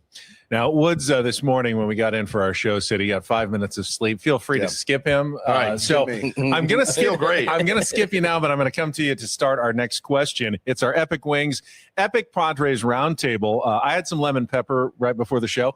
It's made with fruit, so I think it's just a little bit healthier for the morning. That's usually citrusy. Yeah. It's made with fruit. That's the way I like to look at it. It was absolutely delicious, though. They have a new sauce I haven't tried yet, spicy barbecue, limited time only. You can check it out starting Monday, July 6th. Let's talk, Woods, about Fernando Tatis Jr. We've done it all season long, but not about his offense, which actually has been looking really good lately. The Padres are moving him back and forth between right field and second base, oftentimes in the same game. But what do you think is the long-term strategy here for the Padres defensively? What position is he going to land at? Will he land at a position? Is he just going to be like a super utility defender, going forward? I don't know. What is going to work for Fernando in the field? He seems to be good everywhere. I wish I knew what I know, like we all think we know. He was very happy on the infield, and I think the numbers bear it out. If you're asking me, like, what would I do if I had Fernando? I have no idea. I mean, he won a platinum glove in right field, but he's a really good second baseman too, and you feel really confident when the ball's hit his way, and you get good production out of him there. Benny, I'm on the fence. Like, I want to do whatever is going to make him the happiest, but he's taken to second base like it's no problem whatsoever. And the play he made, that play he made across the back was like with the throw last week. It was incredible. And he's a marvel to watch. I don't think we've talked enough about how he's turned around. I know you said skip the offense, but like what he's done grinding through it and really accepting kind of what he is and who he is it's been remarkable. That ball he got to yesterday couldn't make the throw, but I mean was almost halfway to third base by the time he actually he's a freak. Picked it up. Was amazing. Tony, you were obviously a really good defensive outfielder. You saw Fernando take to it so quickly when they moved him out there. He's now taken to second base so quickly as they've moved him back in there. What do you think's the best spot for him and what the Padres should do going forward with Fernando defensively? I think in terms of him individually, he can play wherever he wants, honestly, right field or second base. And I think he could be a Gold Glover. He's already been a Gold Glover in right. I think he could be one at first or second base as well. Probably first too. Yeah, maybe. You wanted to. Maybe. But I think in terms of what's best now, I think what they're doing is best right now. I think that gives them the flexibility to get different guys in the lineup. Unless they go out and make a trade, which is possible that you get a stalwart player at that position. Keep moving him around. It doesn't seem to bother him at all. He's been as Woodsy said, and I thought he learned a lot about himself last year. I think that's kind of helped him kind of get through some of the power struggles this year, but he's been phenomenal. I think for the last 2 months, whether he's been in right field or at second base. So I think because of the way the team is constructed, you keep using them the way you're using them and moving them both spots. Tony, what is it about that mentality? We see it with Jake Cronenworth, doesn't seem to care where they put him, second, first, short, whenever they need to move him around. Doesn't, water off a duck's back. Another player, we saw Xander, a lot of consternation, and that doesn't make it a bad thing. I mean, Xander wants to be at his best. He doesn't want to let the team down. He's worried about it. How do you kind of approach that mentality of being, no, I want to be here because I'm best here versus I want to do what the team, is going to best help the team or what they need? I think a lot of times that boils down to the confidence of the individual being able to move. I mean, if I'm Toddy, I'm not worried. I know I can athletically do any of these things. Bogey's a little bit older. You know, maybe that was something, learning a new spot that late in your career. Maybe that's something he wasn't comfortable with. And I think you got to respect that, because he's not where even Jake, he's super athletic. So like these guys are willing to do it, because they're selfless, but also because they know that it's not a big deal. And so I think a lot of players, when they get into those spots, their worry is ultimately about, you know, not being able to play the position sufficiently and hurting the team. So I just think, you know, that these are the type of players generally that the Padres have in their locker room that are willing to do whatever it takes, whether it's moving positions, whether it's pitching out of a different role. We've seen that really across the board. And Chris, we've seen that from another team in the division that feels free to move their players around. The Los Angeles Dodgers have done it quite successfully with not just utility players like Tommy Edman and Kike Hernandez, but stars like Mookie Betts, that they have been unafraid to move them wherever they need to move them, and has shown that you can be successful doing that. Jackson Merrill's a shortstop, right? He's in center field. Gavin Sheets in left now. You know what's that? Gavin Sheets playing left field, and really, almost you look at every position. Manny Machado, I'm pretty sure, was a shortstop, right? So yeah, all these guys are willing to do that. I'm not surprised. If you want to trade for somebody that cares about what position they play, you know, you can always get Devers down here from San Francisco. But I think the rest of these guys are all willing to do what it takes to help this team win. I'm not so sure that, you know, the way they're getting no production behind the plate, that, you know, maybe even try Fernando back there so we can get a little more offense in the lineup. He is really proving what we already knew, is that he's just an incredible freak athlete. And if you put him somewhere, he's going to take to it. And so that's what we're seeing. Could he do it? Yes. Do we want to see him taking those out? Of course not. Of course not. Jesse, one thing, though, it really does illustrate just how lucky we are to get to watch Fernando play and what he can do. It truly is kind of freakish, his abilities out there. Yeah, no, I mean, we talk often about guys playing different positions, and it's easy to talk about. You say, oh, yeah, Mookie goes to play shortstop. He goes to play right field. He goes to play, you know, second base or whatever like that. But, like, not everybody can actually do that and do it well. And as Tony mentioned, you know, he's winning a platinum glove in right field. He's playing a really good second base. You know, it's very easy to talk about it. But to see guys go out and do that at that level is actually fairly rare. But what I think is cool about the entire thing for the Padres, and you guys just kind of ran through the number of guys that are playing different positions or maybe out of position or trying new positions, is that I think, you know, that's sort of something that is a tone that was set early on, you know, that like, hey, the goal here is to win a championship. And, you know, like, let's put aside ego, pride, whatever you want to talk about, put aside maybe personal preference when it comes to certain thing. And Fernando's leading the way on that, right? This is not about, you know, hey, you won a gold glove in right field last year. This is about what's going to help this team win, because the goal for these guys is to win the first World Series in franchise history, to bring a major sports championship to San Diego for the first time in the history of the city. That's what they all think about. That's what they all care about. And they're all bought in on that. And they're putting aside anything individual for that goal. And I think you see that all the time with things like that. Braden, your thoughts on Fernando and where he's best suited defensively? Well, you know, these guys all said it. The guy's a super athlete. I mean, I probably wouldn't want to see him behind the plate, but aside from that, you know, he probably could do anything on this team. I mean, if they needed him to pitch, I mean, you know, the guy throws the living daylights out of the ball too. I bet you he's got a nice fastball also, but I think whatever the team needs in terms of like getting the best 9 batters in there right now is the place to be. And if it's second base, it's second. If it's right field, it's right field. So I think they're using Fernando exactly how I would use Fernando. It's like he's a guy that can help you put the lineup together where you get guys that are swinging the bat well in the lineup on a consistent basis. It's our 97.3 The Fan Epic Padres Roundtable, brought to you by Epic Wings, commercial free, always fresh, never frozen. Let's talk about the back of the Padres rotation. And again, mention, you know, don't make snap judgments and snap decisions in a long baseball season.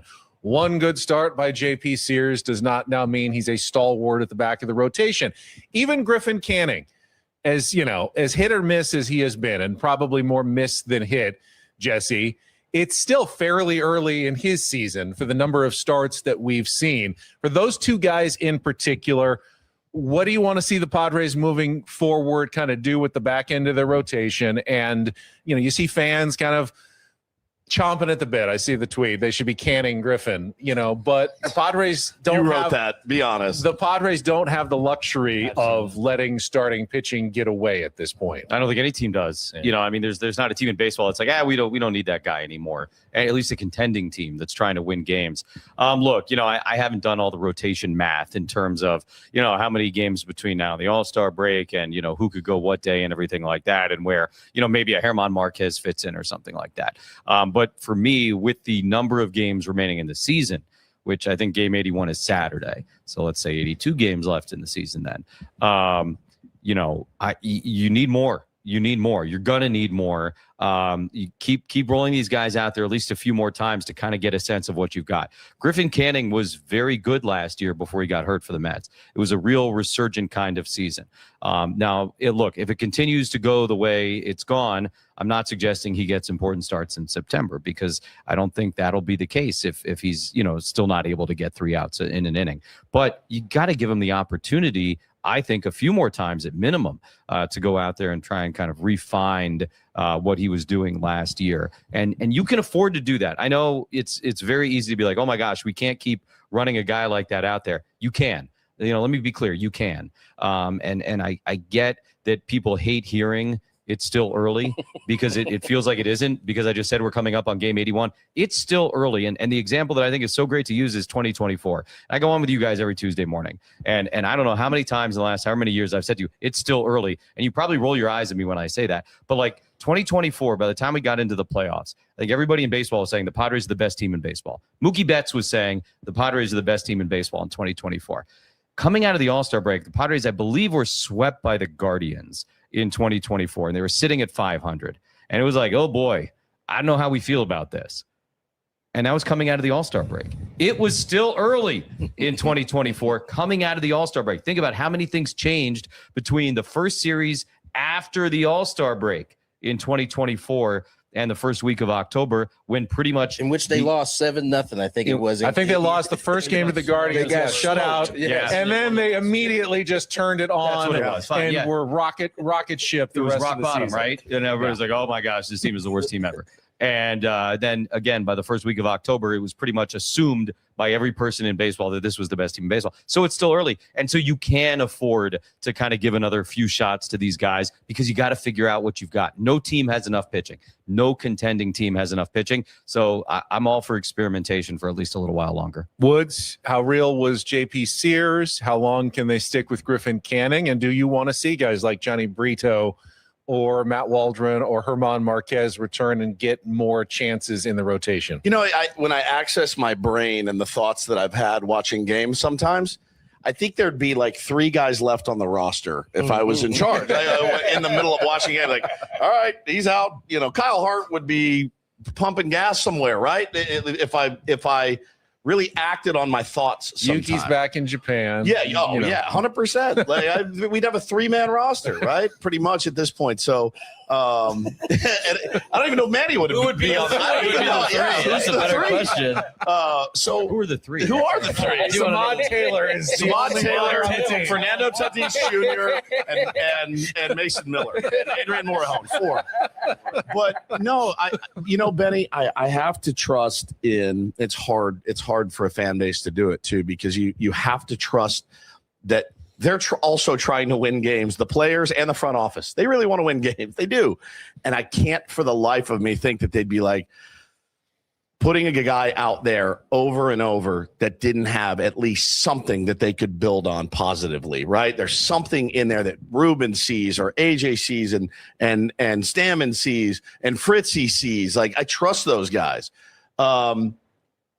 That's all we can do, is like, it's just blind hope sometimes. And so, but yeah, man, Jesse nailed it. Like, there's time to get a couple more in, but yeah, I think they're going to pull the trigger when they need to pull the trigger. And Tony, I mean, you probably heard the same thing, but I've heard nothing but great things about JP Sears, his competitiveness and work ethic. And, as Wood said, there's a reason that AJ wanted him included in the Mason Miller trade. Haven't gotten to see him, but yeah, those numbers at AAA can be very, very deceptive when you're pitching in the PCL. Yeah, no, I think the one thing we have to take into account is despite how someone has shown, the big leagues is a lot about opportunity. And for JP, JC said this yesterday, for JP, here's an opportunity for him to step into the fold.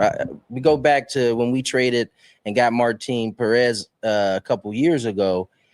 We didn't think we were going to get what we got from him, but he ended up being a good piece. He filled that role. He stepped up. And, I think JP has a chance to do that. Is yesterday an indication that 100% he's going to do it?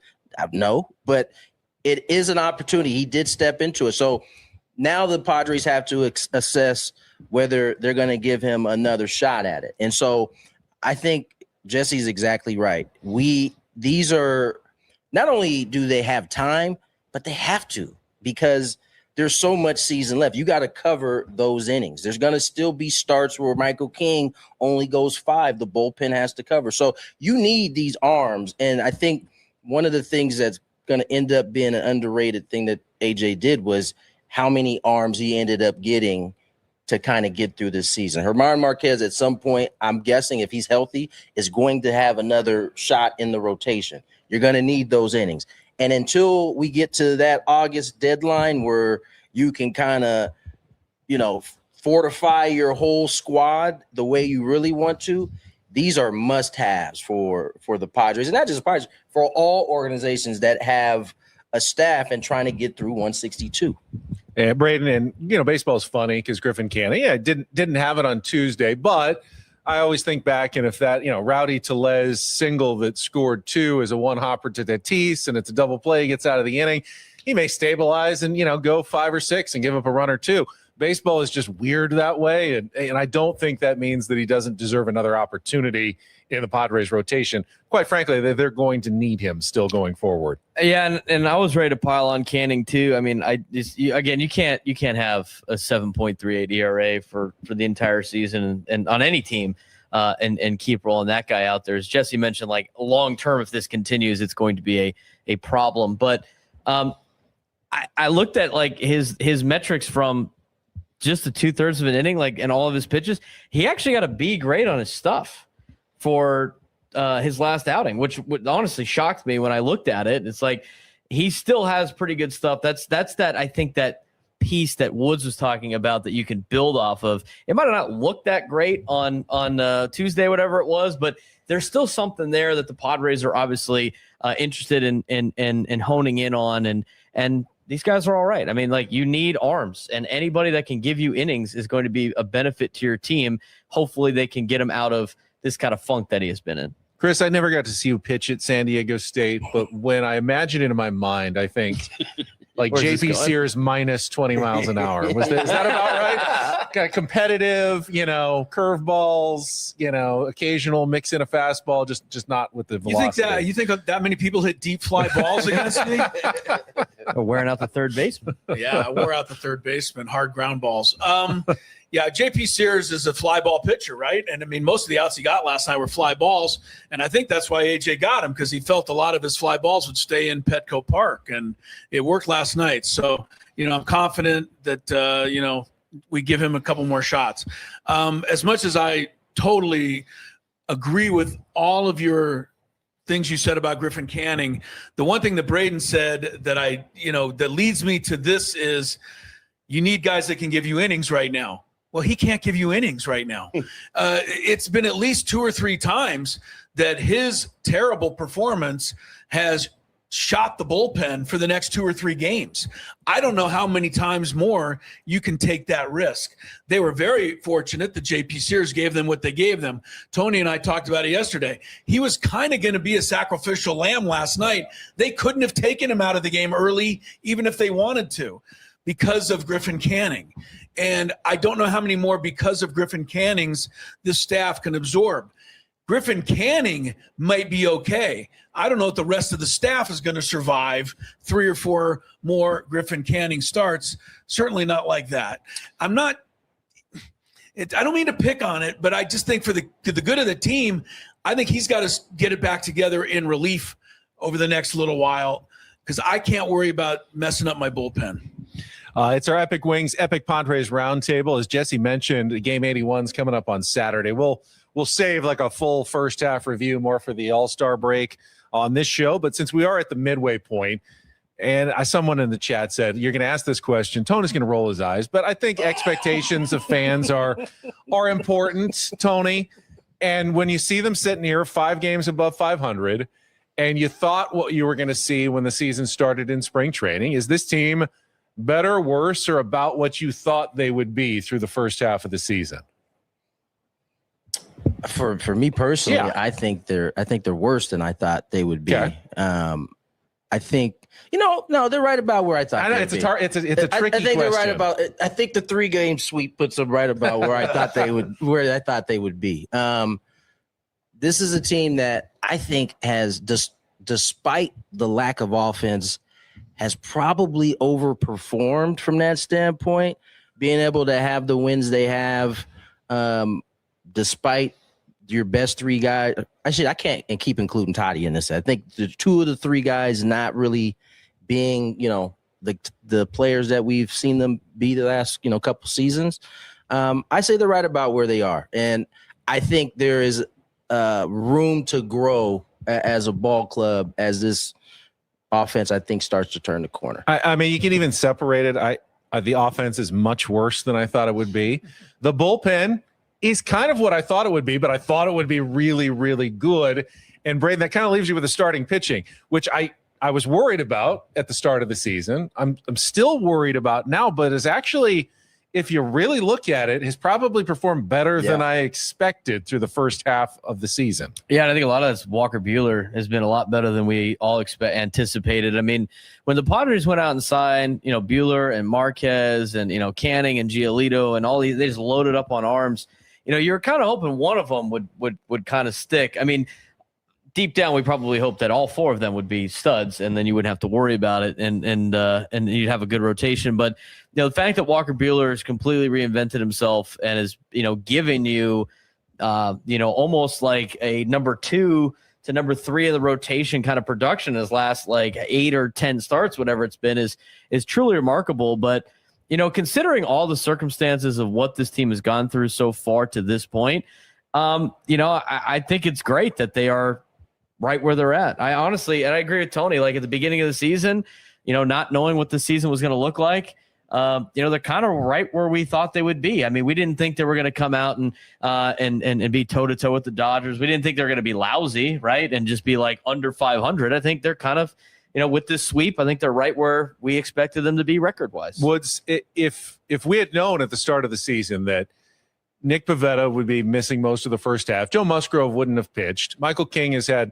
2 really good starts, and you're relying on the rest of that rotation. The offense, worst in the National League by a good amount. We'd been in panic mode. I mean, we'd be in panic mode going, are they 15, 20, 30 games under 500 at this point?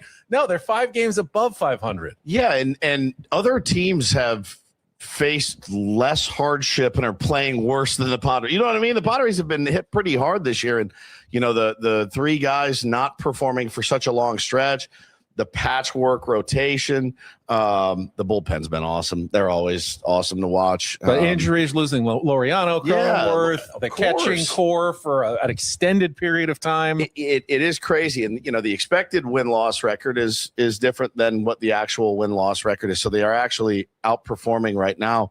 But you know me, man. What's my pick every year? 81 and 81. So we're right on pace. We're kind of right where we need to be. Yeah. Jesse, expectations versus reality for you so far? Yeah, I think record-wise, they're about, I guess, where I thought they would be. They're-ish, maybe, but it's been different than I expected. I think that's the way I would look at it. Like, results-wise, but it just doesn't look anything like what I thought it was going to look like, based on everything that you guys all just talked about. I would have never imagined the offense looking like this. I would have never imagined, some of the attrition that they've gone through injury-wise, the fact that we would have seen as little of Cronenworth and Laureano and Fermin and Campusano as we have. Those are the things that we know are going to happen in some way every year, but it's been a lot. It's been a lot early on. So credit to everybody, basically, for keeping it where it's at, considering everything that's gone down. Chris, it's almost as if we should not imagine how a baseball season is going to go before we start it. What a crazy idea. It's not happening, Tony. Don't even. We're still going to do it next March. We're going to do the same thing. What would we talk about? You know what I mean? What would we talk about? I'm with your philosophy. I tell them all the time. I'm like, this is right out of 101 sports radio host. We shouldn't do this. What's it say? We'll talk about the season after it's over. Yeah, exactly. Yeah, we'll analyze it after it's over. That's how you do things. Chris, Yes. your thoughts above, beyond? I think the record is a little worse than I thought it would be, but it's way better than it should be based on everything that's happened. I do think it's interesting. After the Dodgers, you guys are going to Chicago, right, next week, and the listeners and all that will be exciting. But I looked at the Cubs. They got about the same record the Padres do. I think they're about a half game different right now. Their entire 5-man rotation is on the shelf. Dansby Swanson, until the last 2 days, was the worst player in baseball. Michael Busch is way below last year. Nico Horner's way down. On it goes. PCA's had a nice hot streak. My point is, the Cubs are similar to the Padres in that sense, right? They're decimated. Guys are not performing. You know, these teams find a way to hang in there and keep winning. And so, you know, we're not alone. We just got to keep it going. And Braden, that is the sign of maybe a good overall organization that they can keep it together when things aren't at their best, because we see the bad organizations when one thing goes wrong, it just snowballs and the season's over. But Padres haven't let that happen. No, they haven't. And the other thing too is, as we talked about at the beginning part of this season, it's like, oh, these comeback wins are not sustainable. They're not, but at the same time, it's good to be able to have that confidence when you're down, knowing like, hey, this lead's not out of reach. We can go out there and get it. Because we've seen a lot of baseball teams that, you know, and even Padre teams in the past that sound like, oh man, this game's over after 2 runs. But I think that's going to pay off in the long run for this team. I also think this team's camaraderie is pretty good too. I mean, they're showing why there's something to what they're doing down there that leads to why they're still winning games despite all the circumstances they're dealing with. It's our Epic Wings, Epic Padres Roundtable. Epic Wings, always fresh, never frozen. And Jesse and Tony, I think you guys have one of the best jobs in baseball, getting to cover and call baseball games every single day. I know you say it, how lucky you are all the time, and fans always talk about it as well. But for today's roundtable draft, we're going to do the old draft. I want everybody to pick a job that they would do in baseball behind the scenes, not player, manager, coach, broadcaster, GM, but one of the hundreds of jobs that makes a baseball season go that they would want to do if they couldn't do, Jesse, what you're doing right now. What would you pick to stay in baseball and just do something related to the sport? It's a great question, and I know how hard all those jobs are because I see everybody who does them. I don't think I could actually do any of them because, I see what they do. But I see TJ Laidlaw in our clubhouse and all the equipment and everything that he kind of runs with his team in there, and I'm fascinated by it. Again, I could not do his job. I would have no ability whatsoever to do his job, but I think it's really cool. So to kind of be, in charge of all the gear and the clubhouse and the staff and everything that they are, I think that would be neat. You still get to be around the team, still get to travel, still kind of get to be in the day in, day out grind. And to me, the best part of working in baseball is to be a part of the day in and day out grind. I love being around the team every day. I think that's what gives me the great sense of understanding and respect for what the guys are going through. So I would, I guess, say something there. But again, I couldn't actually do it. I would. No, I agree. Like, I think the other TJ Lasita is the traveling secretary. Yes. See, I would want to do that. I like logistics, and I'd want to be planning out like all right, the buses are going to pick us up here in Chicago. It would be. I'm sure. I get it. It would be awful.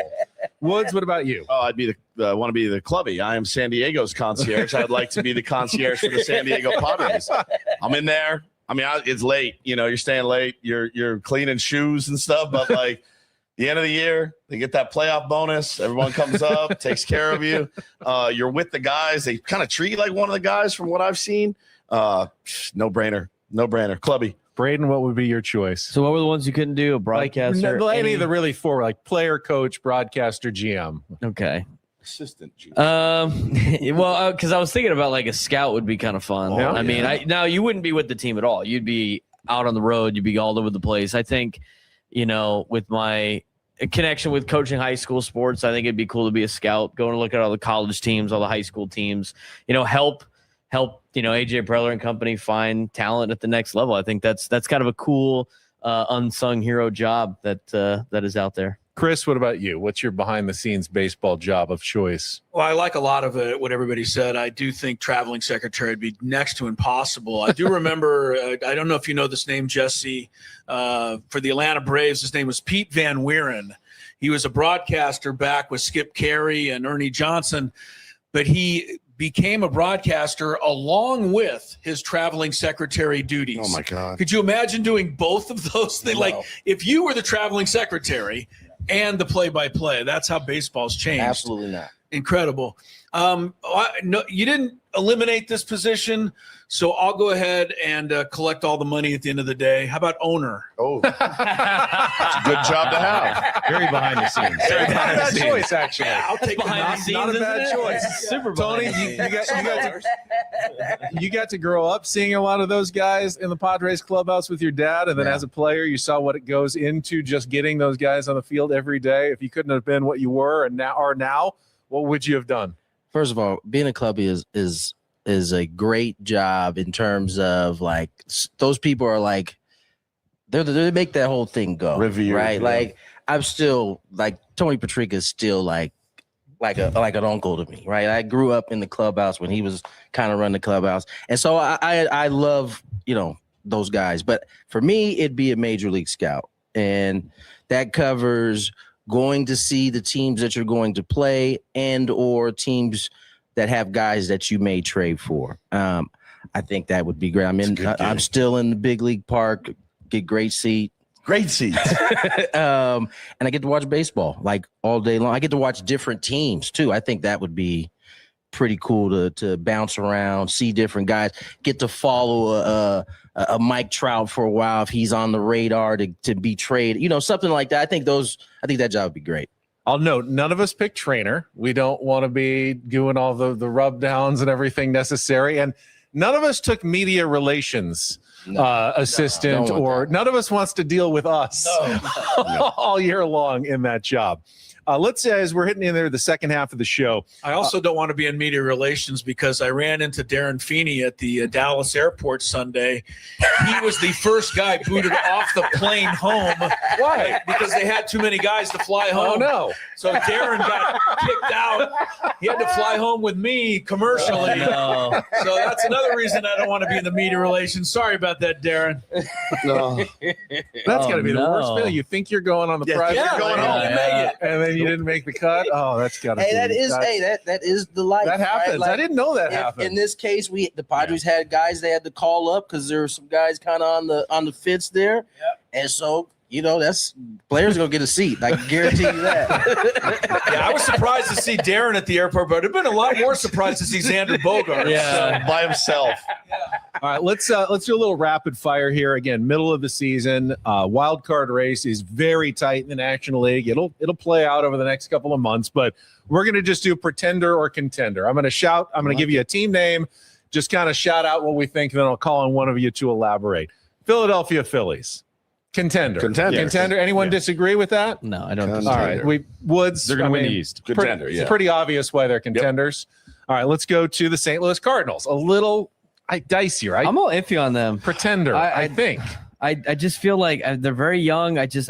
We've seen teams like them kind of run out of gas, but they haven't shown any signs that they're going to do that. I don't know if their pitching staff can hold up. I mean, Justin May's been great. McGreevy is a stud. I just feel like they kind of run out of gas. If anyone wants to disagree, I think the Cardinals have played great, but they're starting to wobble a bit. And I just don't know if they truly believe themselves as an organization that they're ready to make the moves necessary to go after it. That'll be the fascinating thing, right? Is at the trade deadline, because they want to hold on to their young guys. Right. They're not gonna trade their real deal prospects because they got some guys coming that they think can be a big part of the future. But But will they maybe make a little move here and there, kind of at the margins to give themselves a shot? That'll be maybe the most fascinating team in the National League outside of our team. That is always the most fascinating team, to watch at the trade deadline. Do they trade Dustin May? See, that's because he's on a 1-year deal. Yeah, I mean, it'll be fascinating to see what direction they go over the next month. Cubs, clearly, if they get healthy, contender. Real quick, on the Cardinals,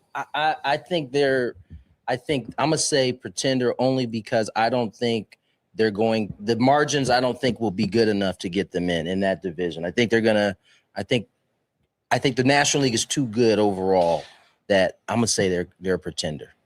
Cubs, I mean, if they get healthy, contender, but if their pitching rotation doesn't get a bunch of guys back, they will not survive like the Padres didn't in 2021 when they just completely ran out of pitching. The Cubs could end up going that direction, which would be obviously a bummer for them because they have the talent to be good. I'm not dumb enough to say that they're a pretender as we are heading out to Chicago to watch them play our team. So I'm going to say contender. Huge contender. How about the Miami Marlins sitting there 2-3 games above 500 at their midpoint of the season through 81 games? Are they a contender or a pretender? I think they think they are, or I think everybody thinks they're a pretender because that's why people keep saying, well, they're going to trade Sandy Alcantara. Why would they do that? If they're going to make it, he's going to help get them there. So, but I think to answer your question in general, I would say the Phillies and the Cubs are the real contenders. And I think the other teams, Cardinals, Marlins, Nationals, Pirates, Reds, whoever you want to name, I think they're all the pretenders. You just ruined our entire You just segment. did the whole Are you thing. You just gave all the answers to the test. I was ready to move on. Yeah, I can tell. Chris is like, they're all pretenders. All right, well, does anyone think the Diamondbacks are a contender? No, I don't. Pretender. Okay. How about the Nationals? The offense has been the best in baseball, but generally pitching, you got to. If they make a trade for pitching, they can, right? They have to get an entire new bullpen. I don't know what. Do they got some big time prospects down there? I don't know. I don't see them trading. I don't. They're not trading Eli Willits for a run. I don't think so. I would say they're a pretender. And then finally, the Pirates. I hope that they are contenders, man. I think they would go for it. I think they're of those they teams. already have the pitching. Right, it seems like they're in the easiest spot to maybe improve the offense a little bit. And if they don't at this time in Pittsburgh, you have to stop watching that team and going to the games. You have Braxton Ashcraft and Paul Skeens and up and down. Like they have a ton of prospects too. Yeah. They need some help. This is the year to go for it. They have seemingly shown that they are trying. Are trying. They made a real attempt at Schwarber during the offseason. It sounded like Lau was a great pickup. They made some moves. So I have to assume that is going to continue at least through the rest of the season. Yeah, like you talk about the Cardinals, you're not sure if they would make the moves to go for it. The Nationals, you're not sure if they would make the moves to go for it. The Marlins, you're not sure if they would make the moves to go for it. I feel like the Pirates would. Yeah. Of all that kind of like cluster of teams, they better. They're the team that should. They better. If I'm a fan, I am clawing at the walls. You don't want them to make a move. I'm just saying, like, if I'm a fan of theirs, because they're pitching. Ashcraft yesterday was nasty, and Skeens is Skeens, and like they're right. I mean, they're right. They have a good enough staff. Yeah. Till you go out and you get an offensive piece, you're in it. You're in there.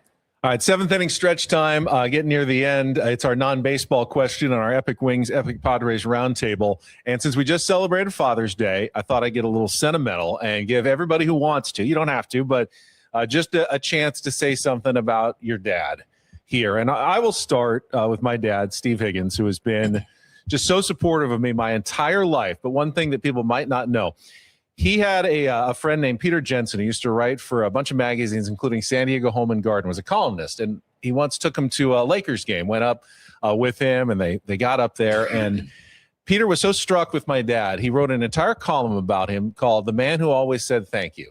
Because every time he was greeted by an usher, a ticket taker, just everybody, it was just always a smile and a thank you. And my dad has always been that way, just always very gracious, very kind, very supportive. And I just wanted to say that I appreciated my dad here on the week after Father's Day. Who wants to go next?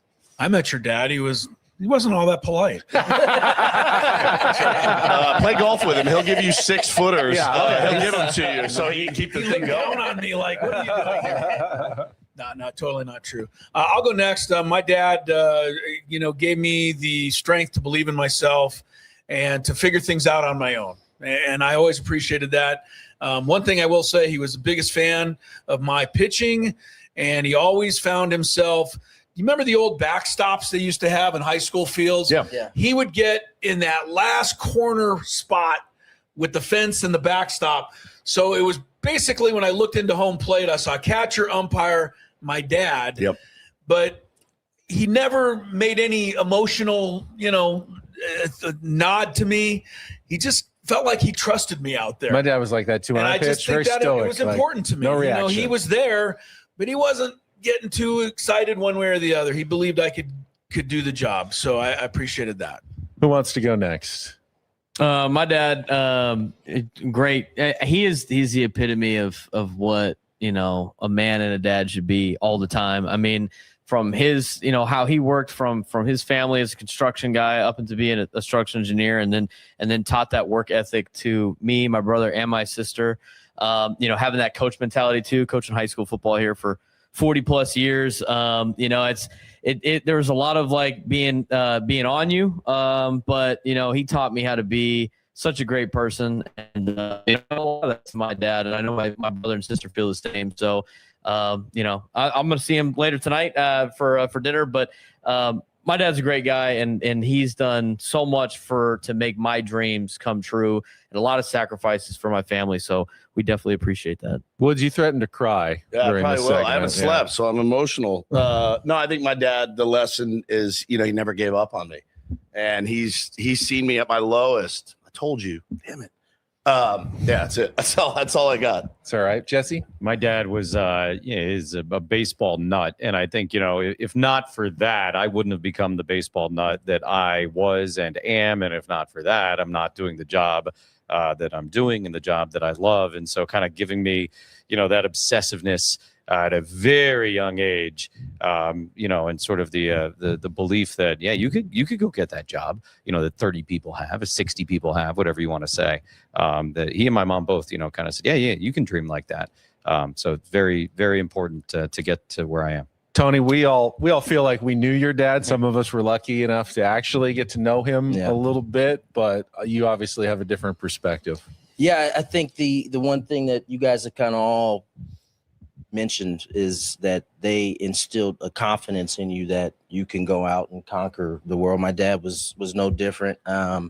Given that we share the same name, I think he recognized early on that would make it a little bit more difficult for myself. And he didn't complicate that by putting his own pressures on me. He kind of was hands off, super supportive in whatever it was I was doing. And even as I, off the professional side of things, even as a husband and a father, he really just kind of set an example, a blueprint that I could follow. So I'm very appreciative of that. I think we should thank Tony's dad also for sharing his laugh with his son, so that we can keep hearing Tony's laugh lives forever. Longer and longer. I often tell, because I almost, and I'm not exaggerating, almost on a daily basis, I hear, man, you sound so much like you your do dad. every day. And I tell people that it's kind of like the gift he left behind, is that, I may not have been the player, but I get to carry his voice. And I think people hear that, and it takes them to a happy place. I hate you for this bit, by the way. I'm so mad at you. Tony, I've told the story a couple of times, but a few months after your dad passed away, I'd called you, left a message. You didn't get back to me. And it was like weeks later, he called, and it was before the numbers kind of came up. And I answered hello, and he goes, "Hey, Ben, it's Tony Gwynn." And it sounded so like your dad that my heart stopped. Like, my heart literally stopped because I wasn't expecting you to call. And I almost crashed my car. And then I finally realized it's Tony Gwynn Jr. I called you Anthony. So that's the thing. Everybody who was around my dad at some point called me Anthony. So, all right, last just a couple of minutes here. All right. You want to do our favorite pets that died? I had a couple of dogs killed a couple years ago. by a coyote. It was awful. All right. Favorite grandmother that you've lost, Jesse? We can't ignore the blue monster in the room. Dodgers are coming to town.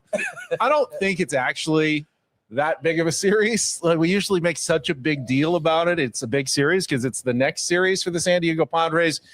Jesse, what do you kind of expect here these next 3 games? I expect fun. I mean, look, it's a great time. It is. I know there's only a few tickets left, so the place is going to be packed. Padres.com/tickets. Where's the camera? Very smart. Where is the camera? Is there a camera? It's around somewhere.